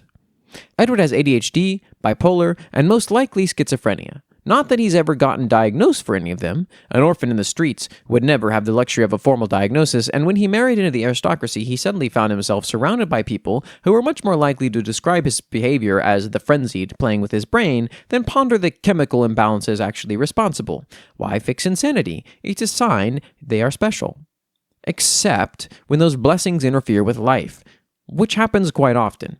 Even without much thought being put into the chemical processes of the brain, the frenzied is still a god associated with drugs, and as such, the type of people who would pray to it regarding their brain being a bit messed up are usually the same people who have little issue accessing drugs. And from there, it's trial and error for what works. Common medications include caffeine, cannabis, or various types of mold and fungus unique to petrichor that either act as stimulants or depressants, depending on what might be needed. And if those don't do it for people, well, there's always harder substances to quiet the voices. Petrichor really is such a depressing place. You got this whole process of self-medication, but it's attached to sort of the almost worship process or the aspects of the god that you are taking the medication for to make you feel better from the thing that the god gave you. It's very, very messy, very depressive a little bit. The last day of World Hammer Episode 4 is day 368, and the prompt was, what is your world's largest reproducible weapon? And this comes from The Wanderer in the Discord. LostInEternity writes, Boiler Rifles, an entry in Arcadia. Boiler rifles are Arcadia's largest reproducible firearms, built for ogres first and everyone else as an afterthought. They're less rifle and more portable boiler with a barrel attached. A reinforced steam chamber feeds a piston-driven mechanism that hurls thick, chisel-like slugs with a heavy, sustained punch. When an ogre fires one, it doesn't crack, it bellows, exhaling a low spill of steam like battlefield fog. They weren't made for neat volleys or parade ground wars. Boiler rifles are extermination tools for targets that treat arrows, walls, and human courage as inconveniences. Plated beasts, ruin-born aberrations, and the sort of hunger that makes a village's weapons feel like polite suggestions. Only ogres can reliably carry the machine, endure its heat, and keep it steady under recoil, so Arcadian crews treat them like mobile siege engines, supported by spotters and handlers with water, fuel, and emergency tools. The terror is baked into the design. If the chamber is cracked or valves fail, it doesn't just misfire, it becomes a shrapnel bomb. That risk keeps them rare, issued to sanctioned detachments who can justify the cost and danger. In the wider world, they've earned a reputation that swings between awe and resentment. To some, they are proof Arcadia relies on manufacturing rather than miracles. To others, they are a walking reminder that industry can imitate sorcery well enough to change the balance of power. Yet despite the fear they inspire, boiler rifles remain mortal weapons. They can be built again, repaired again, learned again, and stolen again. Which is exactly why they matter. They are not divine relics that vanish when a god looks away. They are a repeatable answer to the question of what mortals do when the world is full of things too large, too old, or too hungry to be solved with bravery alone. Lady of machines, keep the teeth aligned. Lord of knowing, keep the measure true. Let pressure obey, let error confess, let the bearer return. Arcadian prayer for hope of proper function. I think I described this before when I read this one aloud on TikTok, which is, I love the imagery of almost a Warhammer 40k orc carrying this big, steam engine gun thing on his side and launching these massive slugs into stuff. This is a great imagery and sort of horrifying. It's really a fun piece of world building, and I like the implications that LostInEternity has written at the end. It really ties the world together. The Wanderer writes, Star Lances, an entry in Forest Kingdom. Orbital bombardment is a great threat to any world. For all but the most readied systems, there is no recourse but to battle them with other ships. However, if the investment can be found, Star Lances can all but halt exterior assaults. Spanning half a mile tall with over 200 feet under the ground, they are not a weapon to be trifled with. Only the Draconis and the Vaymor have ships strong enough to withstand a direct blast. As a result, the world protected by Star Lances is a well-defended one indeed. Only a ground assault is worth perusing. The nation that uses them the most is the Starkling Empire, their design featured here, who keep all of their 112 planets lined with Star Lances. This is because they specialize in ground combat. Star Lances are not without limitations, however, as they have a limited field of fire. To fully arm a world requires 24 of them. Their biggest drawback is a logistical one. They require a colossal effort to maintain and power. 24% of the Starkling Empire's vast military budget goes into the Star Lances. Out of millions of soldiers, thousands of ships, and the defense and peacekeeping of 112 planets, and a quarter of all of their funds is there. If they can be maintained, however, the result is complete defense of all worlds with them. Only the most suicidal of fleets would dare to approach, for they can be torn apart days before they even enter the system. Thus is the power of a Star Lance. We've got a cool image of a Star Lance here provided by the Wanderer, who has drawn this himself, I believe. Love just colossal weaponry, galactic scale weaponry, stuff like this. Planet, like you can almost imagine seeing the planet zoomed out and having these little sort of spikes on it or something. Great stuff. Curio Heart writes the final entry for Worldhammer Episode 4, Terrifying Weaponry. World building by Auhminous and Curio Heart. Valley Forge is a city of many weapons that come in many shapes and sizes and in both manufactured and living forms. A handful of what's produced has proven to be immensely dangerous and with good reason. Even the indomitable megacorporations have things to fear beyond each other, and it's not the biggest weapons that are the most dangerous to encounter. Manufactured weapons. Kleist Conglomerate. Valley Forge's military-grade manufacturer, the Kleist Conglomerate, is well known for making highly durable and reliable equipment. While everything they make is formidable, especially in the right hands, two weapons in particular have a reputation for instilling terror in targets when they are aware of their presence. The high-explosive assault rifle version 142, usually called the Here 142, is nothing short of a full auto and burst-fire railgun sized for people. Using a magazine consisting of a small block of tungsten, Here 142 shaves off microscopic slivers of it and accelerates them to roughly 60% of the speed of light. While the pieces of tungsten aren't actually explosive, the results of their impacts are simply because of the force of impact. These weapons demand intensive training to wield effectively, as their recoil and rate of fire are enough to disintegrate a person's shoulder in short order without it, or cybernetics that can withstand the force. Kleist also provides a specialized disposable RPG launcher known as the 144 Leveler. Designed to be a one-and-done weapon, the Leveler fires miniature nuclear warheads equivalent to 500-kilogram bombs at ranges of up to 300 meters. While less than precise, that's also the point. The Leveler is designed to obliterate anything and everything within its blast radius. VizCorp. While primarily a medical corporation, VizCorp is big enough for its own paramilitary operations, including the manufacturing of high-tech weapons and armor that outshines other technologies, so long as one can stomach the risk of instability. While most of VizCorp's weapons are laser-based, the Plas-Pincher 51 plasma pistol stands out as exceptionally dangerous, especially given that it's intended to be overcharged. Entirely lacking recoil, the Pincher is a small, cheap, and incredibly discreet pistol that fires balls of gravitationally bound plasma that, upon impact, detonates into a cavitation bubble that, upon collapse, produces a second detonation. Producing temperatures that reach a scorching 5,000 degrees, the Pincher isn't just made to put a hole in armor, it's made to break it completely. To make it more problematic, it charges by heat, usually by leaving it in sunlight or setting it by a fire. However, the Pincher isn't without its issues. An inherently unstable weapon, VizCorp puts safety measures in place to keep the weapon from overheating, but without those measures in place, excessive heat causes the weapon to spiral into a critical state, where the only end is the weapon itself exploding so violently that it can level an entire city block.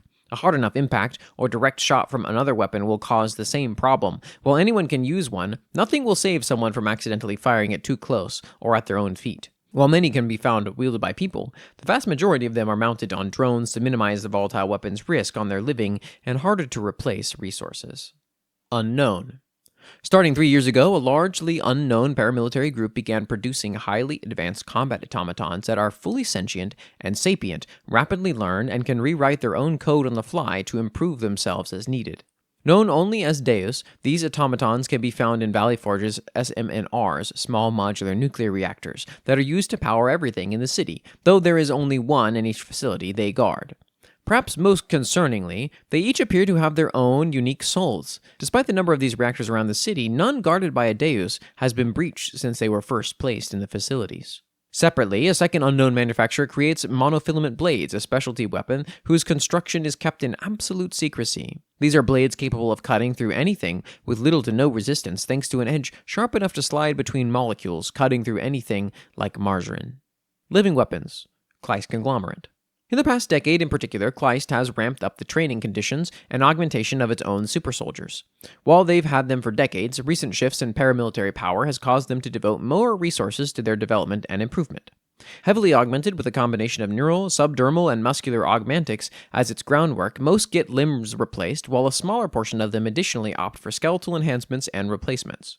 Groupthink, neural targeting systems, and unnaturally fast reflexes are a few of these soldiers' capabilities, and ones that can be sustained without consequences for hours to days.